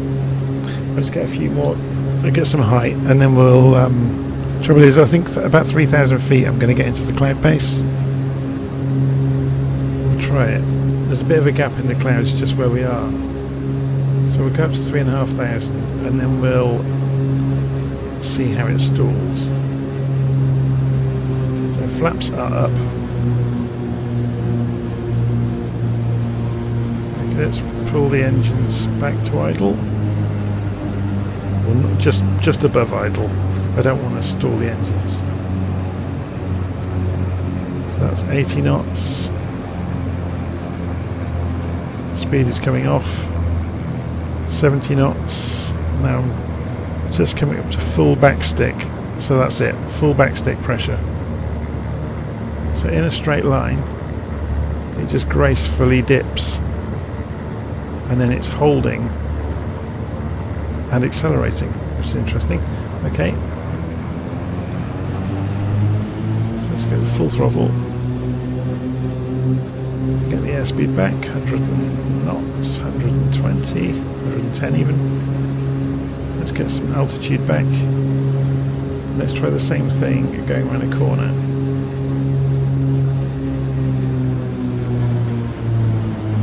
Accelerated stall with some rudder input as well to see what happens.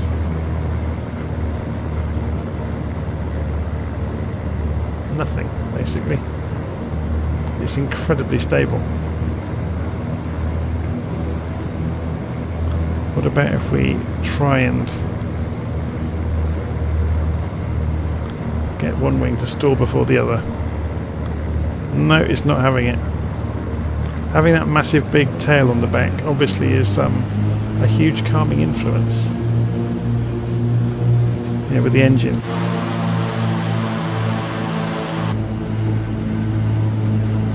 Okay, let's just turn in there and go land.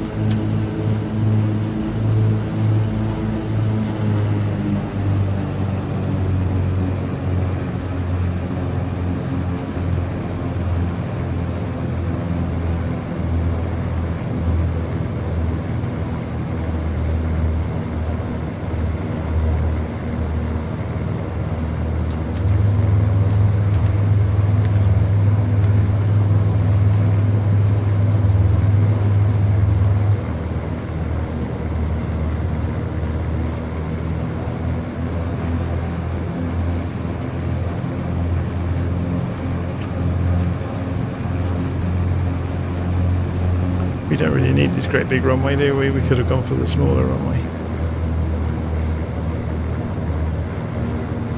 At least you get a nice view of the bay as we approach.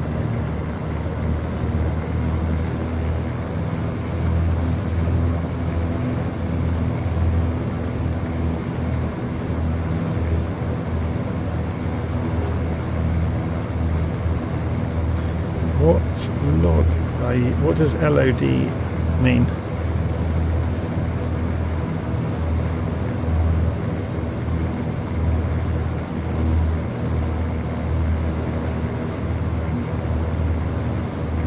This is half, yeah, someone said they like the instrument panel. This is half the reason I like the black box aeroplanes. So I've got I think my favourite is the Bulldog. But the Twin Otter and the Trislander, sorry, not Twin Otter, the Islander and the Trislander are both very, very good. They don't look very real, but it's very, very easy to read everything. Everything's very, very clear.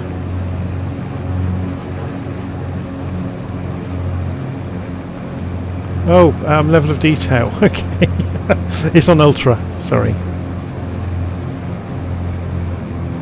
it's a 3080 RTX graphics card and a silly speed. We've got fibre to the house internet connection, so rarely see pop-up of anything. But that's down to the internet connection more than anything.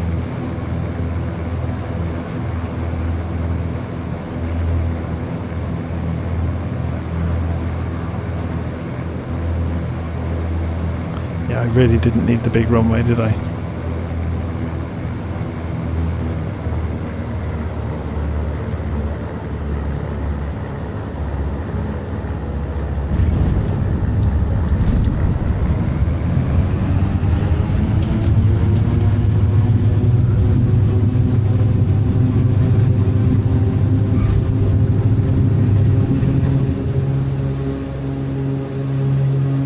Hey, flaps up.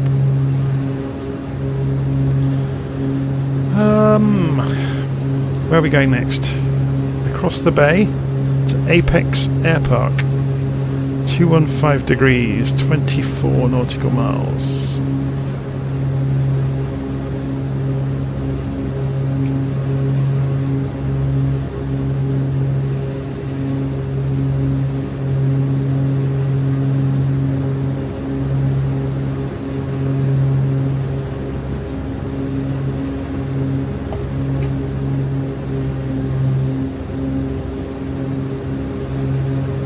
Say goodbye to Snohomish.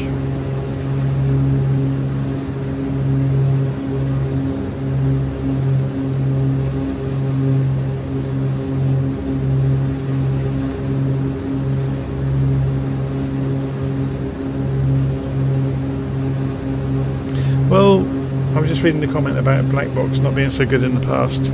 I think it's arguable that the level of quality of the textures isn't great.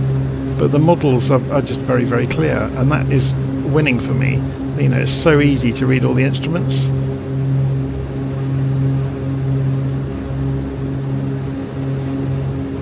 And all the switch gear, you know, it's not photorealistic, but it's very clear and very sharp, which counts for a lot.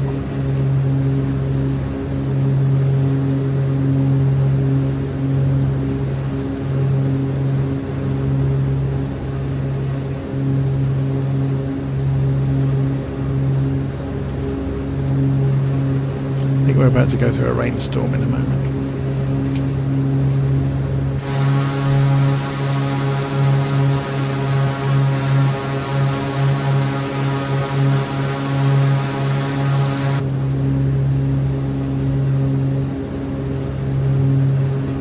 It's coming up for 2,500. We might just miss this rainstorm, go on the edge of it.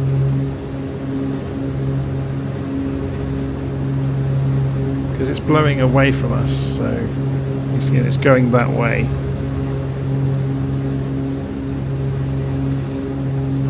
Of course, we could fly into it on purpose just to see what the rain looks like.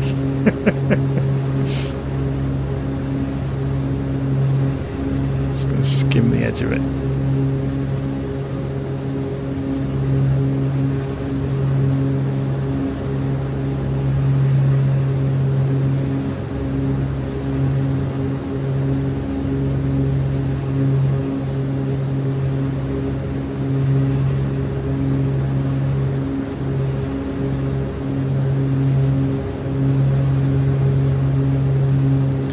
Are we going to get pelted with rain anytime soon?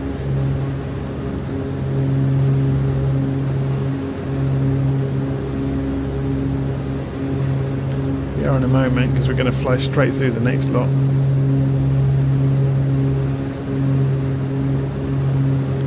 To start really thinking about instruments instead of looking out the window, which is fine.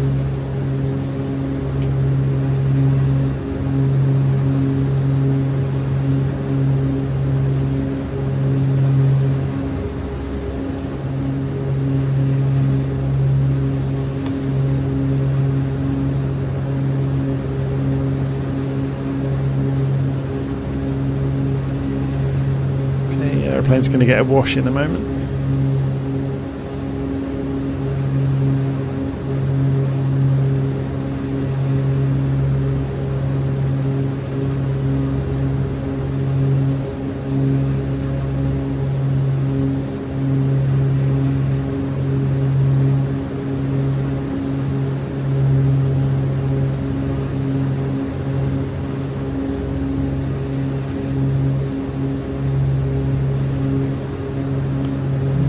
I thought we might get pelted with rain, but it's not looking too bad. Oh, here it comes. It's just very fine, so it's not really showing on the windscreen.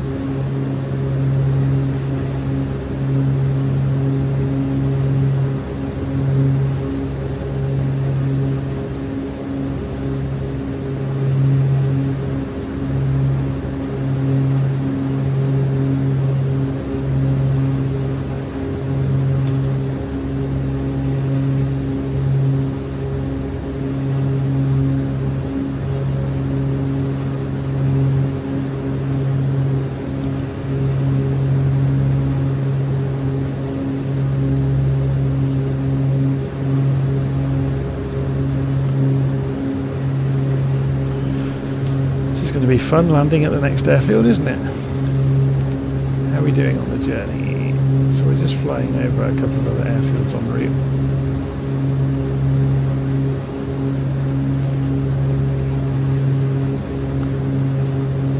Apex Air Park. There's hardly any wind. It's just dumping rain everywhere, that's all.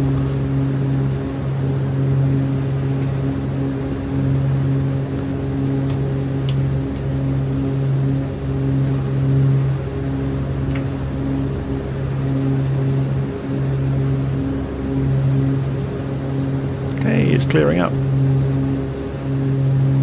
Hurrah.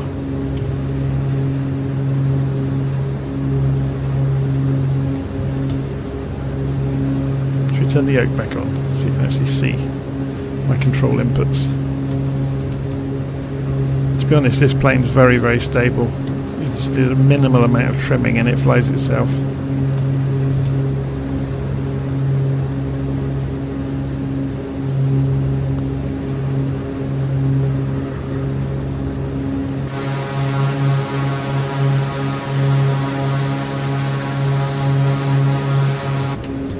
Who would have thought we were just coming out of a big storm system until you look behind us?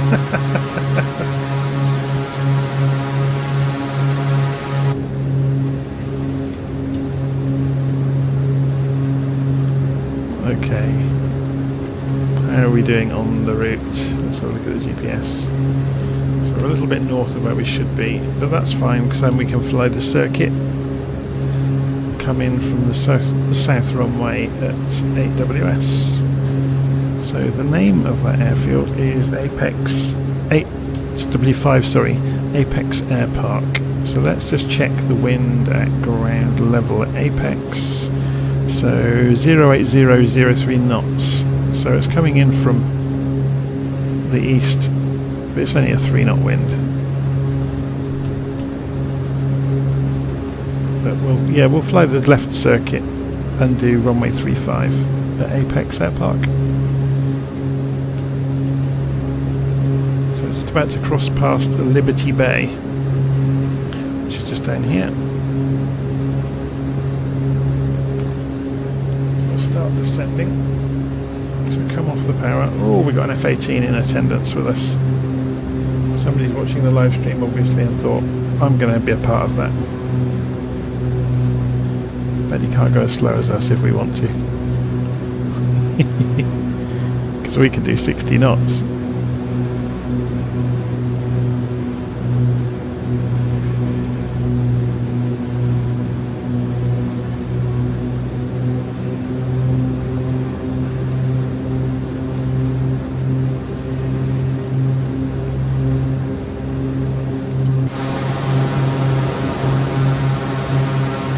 That is some serious rain, isn't it, that's dumping on Seattle. It really is going for it.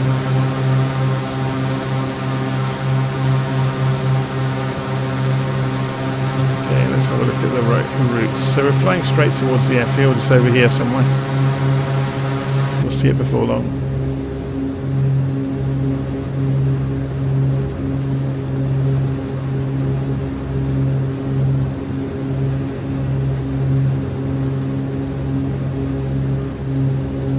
Is this over here?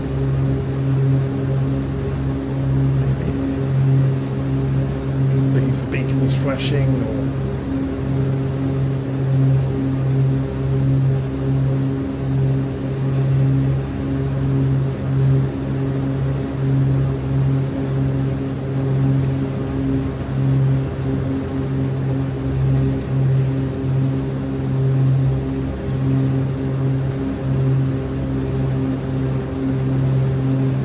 there yet.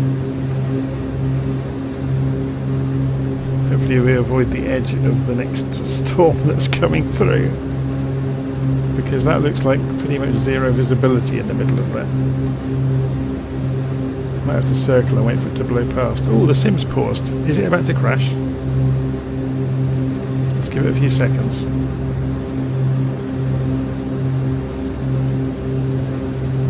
So when the sim freezes like this, oh there we go, it's usually the multiplayer has crashed it. So it's all circumstantial, you know, what actually causes it to freeze, but it seems to be when people are meddling around in developer mode nearby, it can cause freezes for others in the vicinity.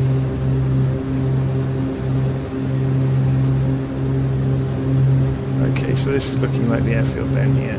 Yeah, it is. So we'll fly the left circuit.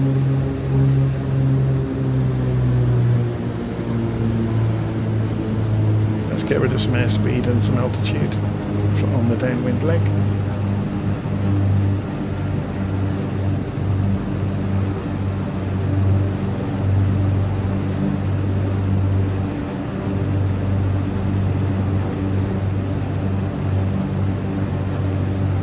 Okay, so it looks like the guy with the F-18 is called Dr. Pooper. That's a really great way to get yourself banned from a channel, isn't it? Having a name like that.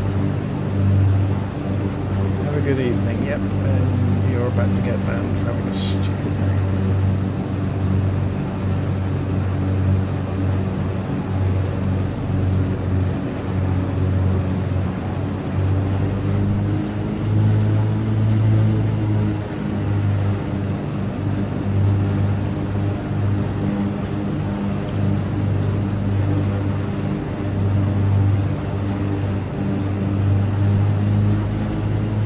Okay, left circuit, here we go.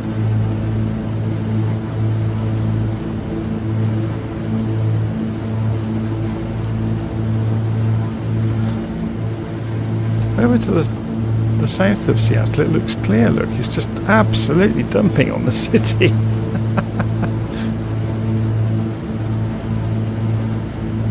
And don't worry about the porn spammers who've just turned up, the robot is taking care of them as fast as they post anything.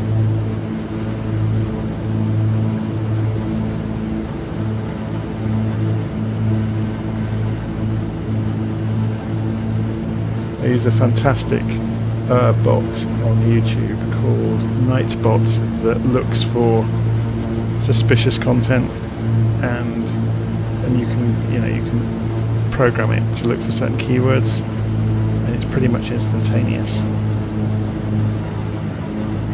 So it's watching everything being written basically. Okay, so we've gone for level 1 flaps.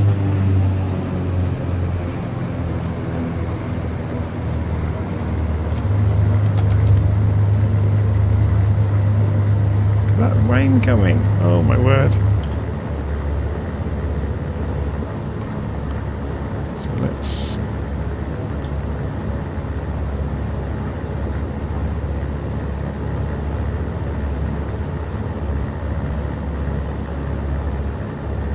that is getting properly turbulent as well.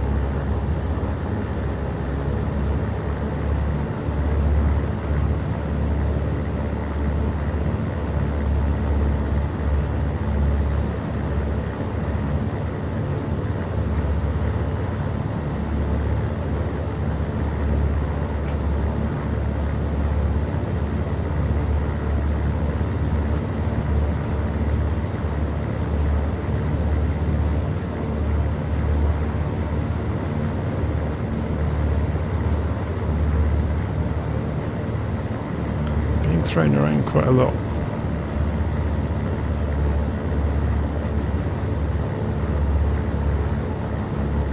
It's fairly calm now.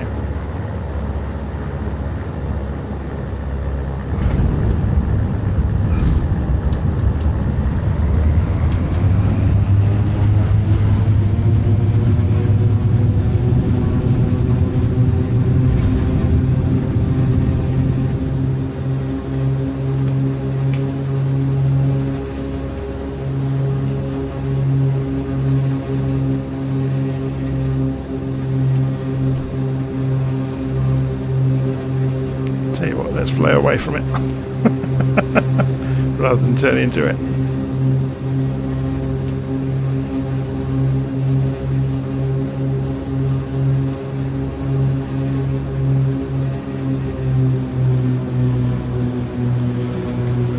Okay, south to Bremerton National.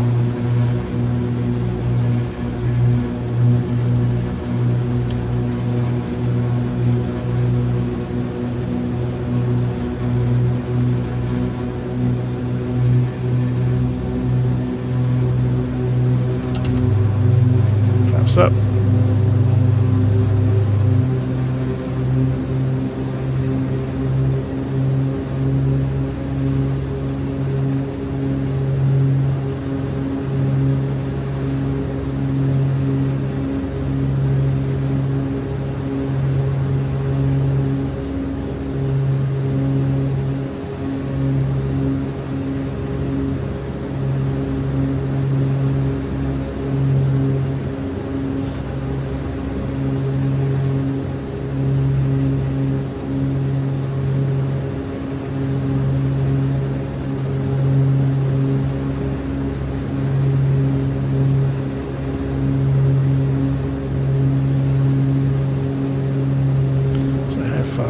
Go 10 miles, about 8 miles for us now.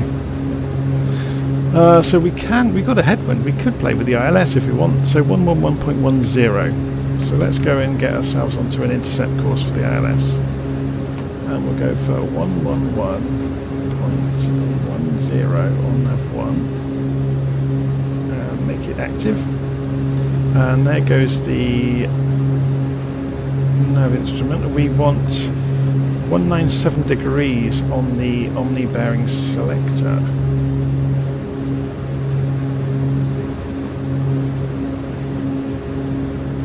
I don't think it actually makes any difference. Well, I'm not sure on this aircraft. I've never tried ILS on it yet.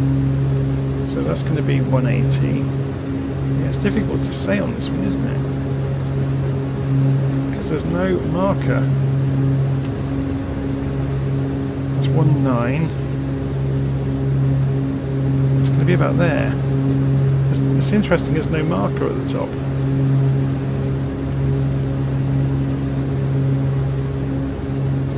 But but the needle will come sweeping in sometime soon. Yeah, anytime soon you'll see the needle come shooting across.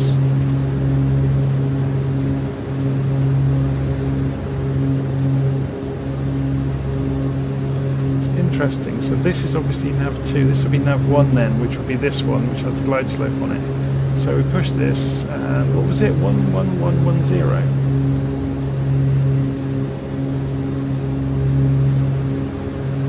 And it's just, yeah, it's going to come to life, look. And this one again, it has the wrong, yeah, because it's a localizer in the glide slope, it's not, you don't need to use the OBS.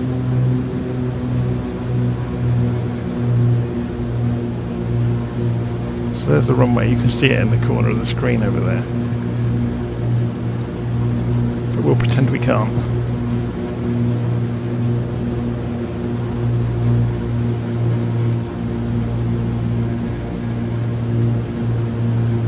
It was 197, wasn't it?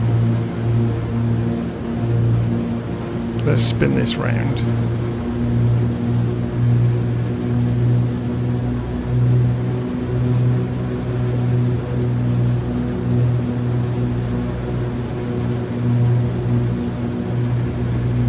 To 197 when it finally gets there. 150, 60, 70, 80, 97-ish. So now we've got some sort of reference for the compass as well.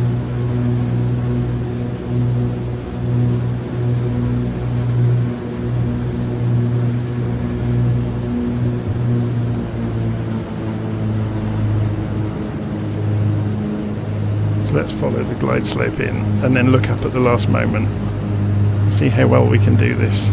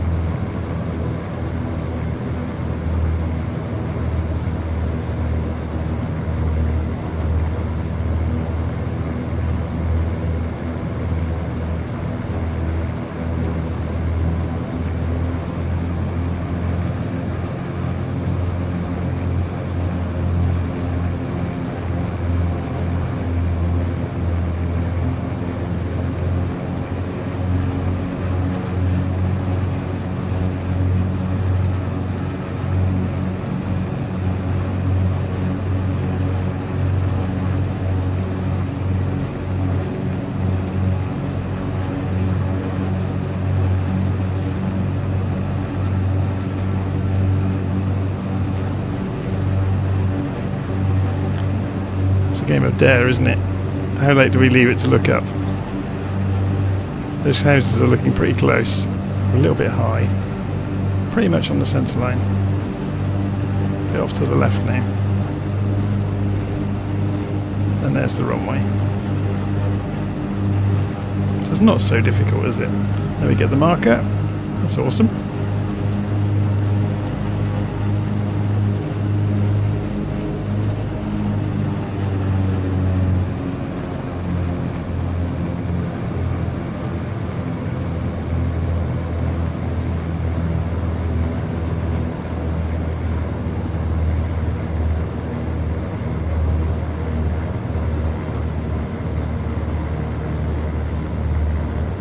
It's a big runway.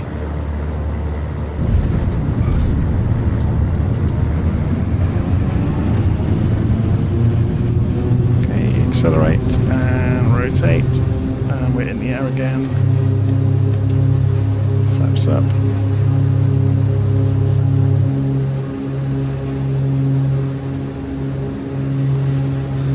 And our next destination is Port Orchard.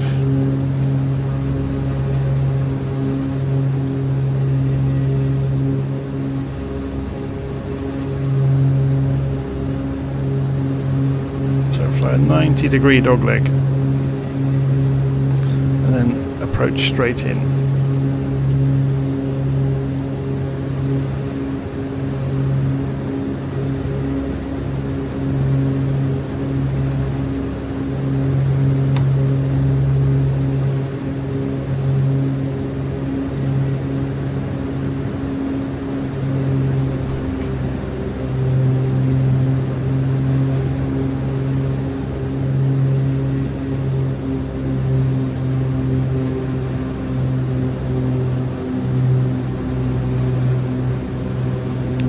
we should see it pretty quickly.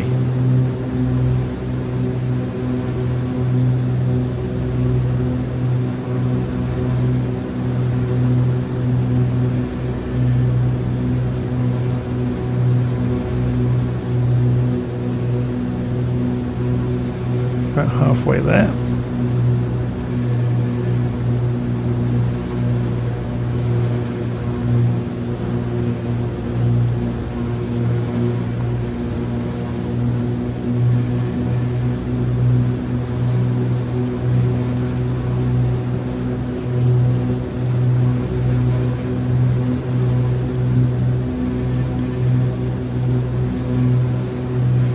Is this it over here?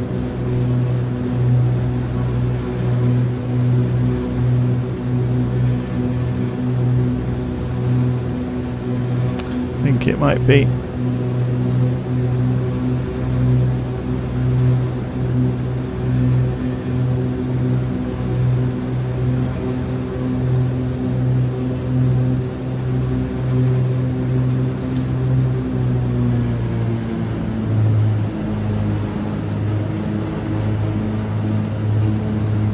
Is it a grass strip? Let's just check.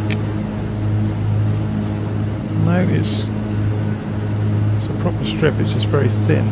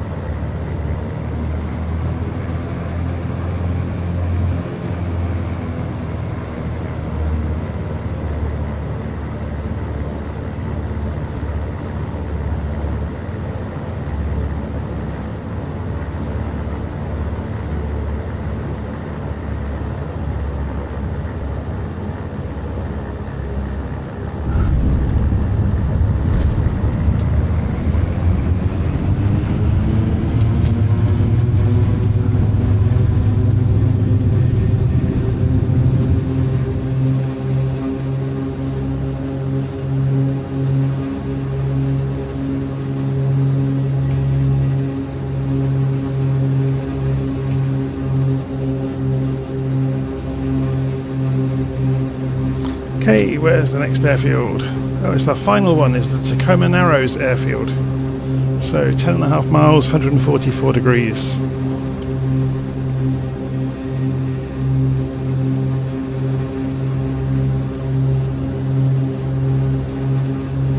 KTW. Yes, it does.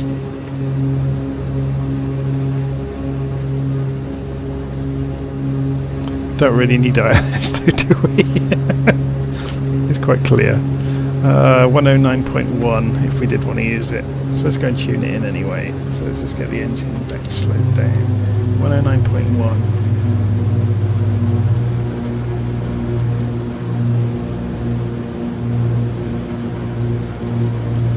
That's interesting.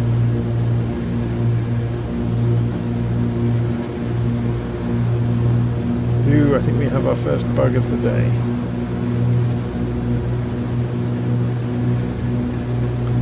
Can't change the radio frequency.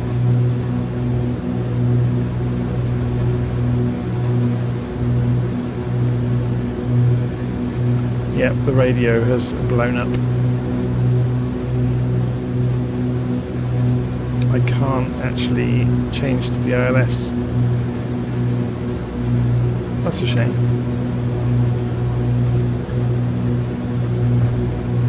So we're just flying manually. Do I prefer ILS or RNAV? I don't really mind. ILS is more fun because it's kind of old school.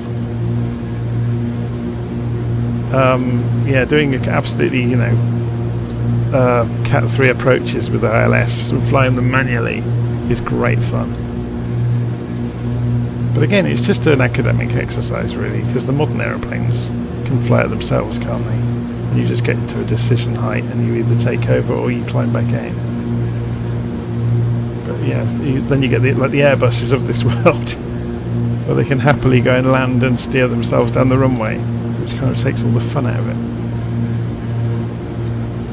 I guess the fun with the Airbus is in the configuring the aeroplane before you fly.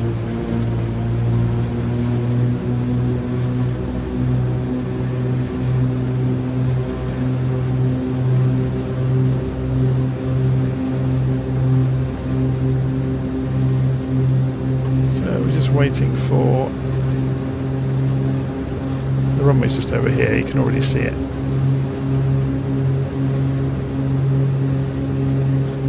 You can also see across the way, I guess it's McCord Field, we can see the lights, or it might be Grey Air Force Base.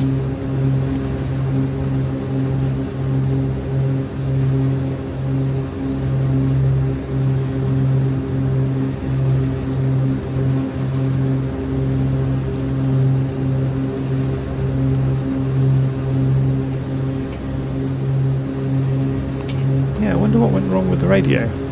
It's bust, doesn't it? Can't use the tuners. It's gone completely broken it. Oh well.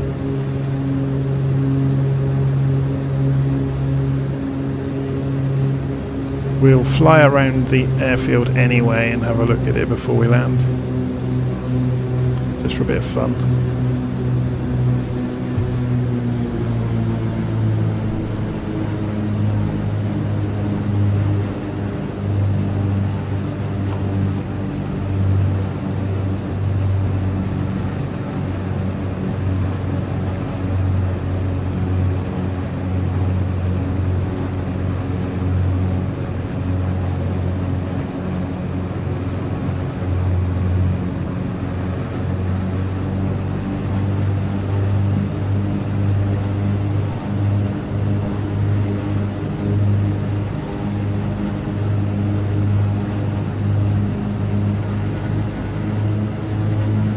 Can I turn it off and on again?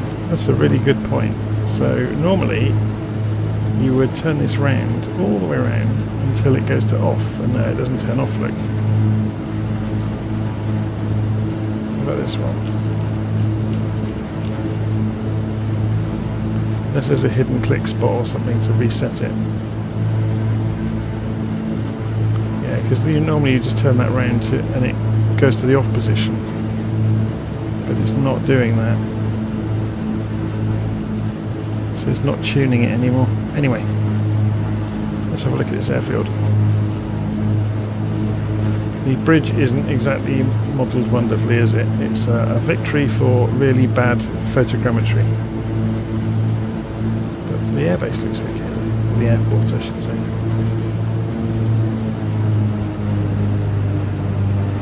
What we could do, of course, is if you click the little Aspen Avionics thing, you get a modern instrument stack. But again, you can't tune it in here. Yeah.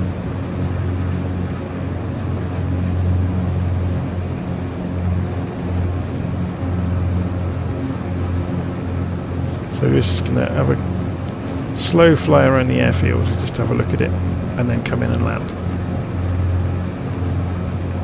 This is the final leg of the journey today on the live stream. So this is really all about having some fun with the Trislander, which has been really cool so far.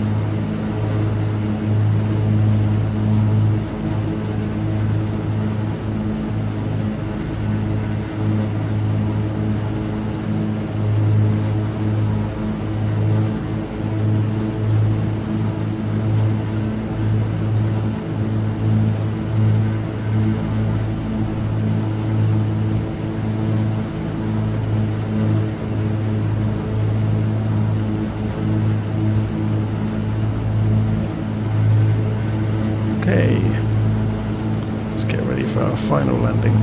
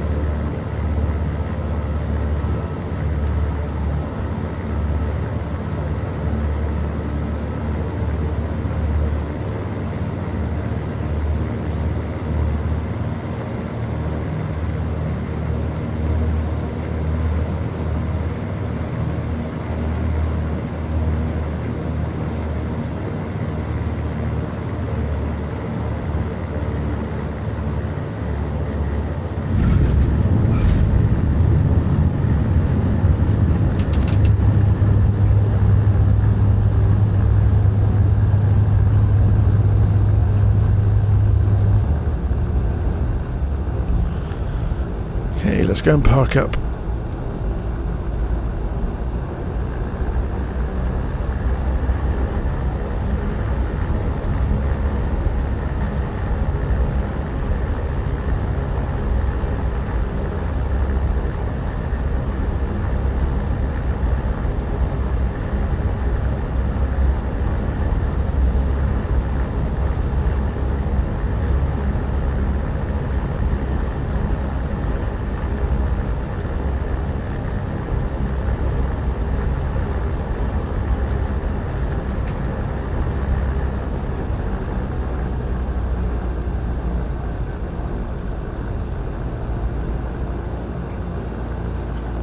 Parking brakes on.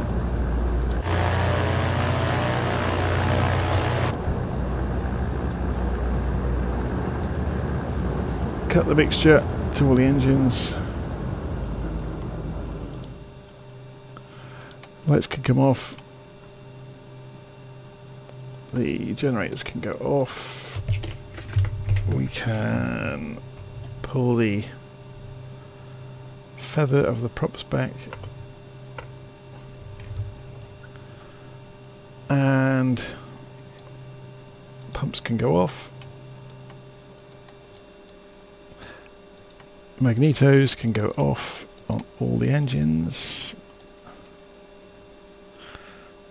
And avionics before we turn the electrics off, so we don't blow any fuses. And there we go, we're cold dark on the ground again. We can go and fit the tail stand and the chocks and the gust locks and the pitot tube cover and the engine covers and the boarding steps. And we can open the doors. And there we go. Cold and dark on the ground.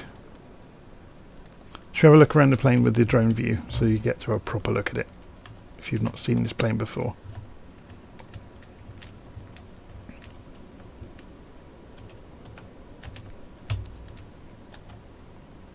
Pretty good, isn't it?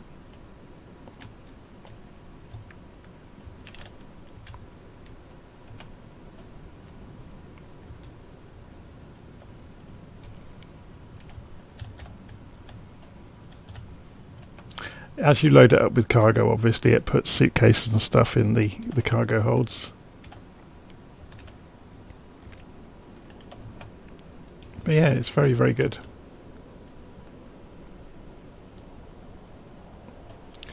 Anyway, there we go. There was the Trislander, and we did an explore of the Seattle area.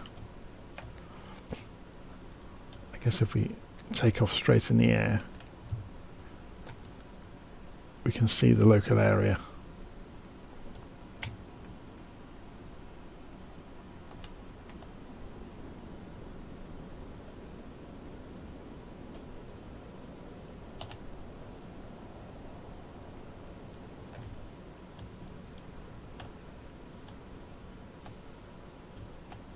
And it seems to have stopped raining now. Oh no, there's still a downpour happening over there. And over there. And over there. Cool. Okay, so there we go. I'm going to stop recording in a few moments. So I'll see you all again soon. If you like the flight, please click the like button, subscribe to the channel, click the bell icon at the top right, and then it will tell you next time I'm online automatically. So you won't miss out if I'm doing a tutorial or anything with the Airbus or the Boeing or the BAE 146 or whatever it is that we're looking at that day. Or whichever GA aeroplane. Okay, I'll see you again soon. Take care.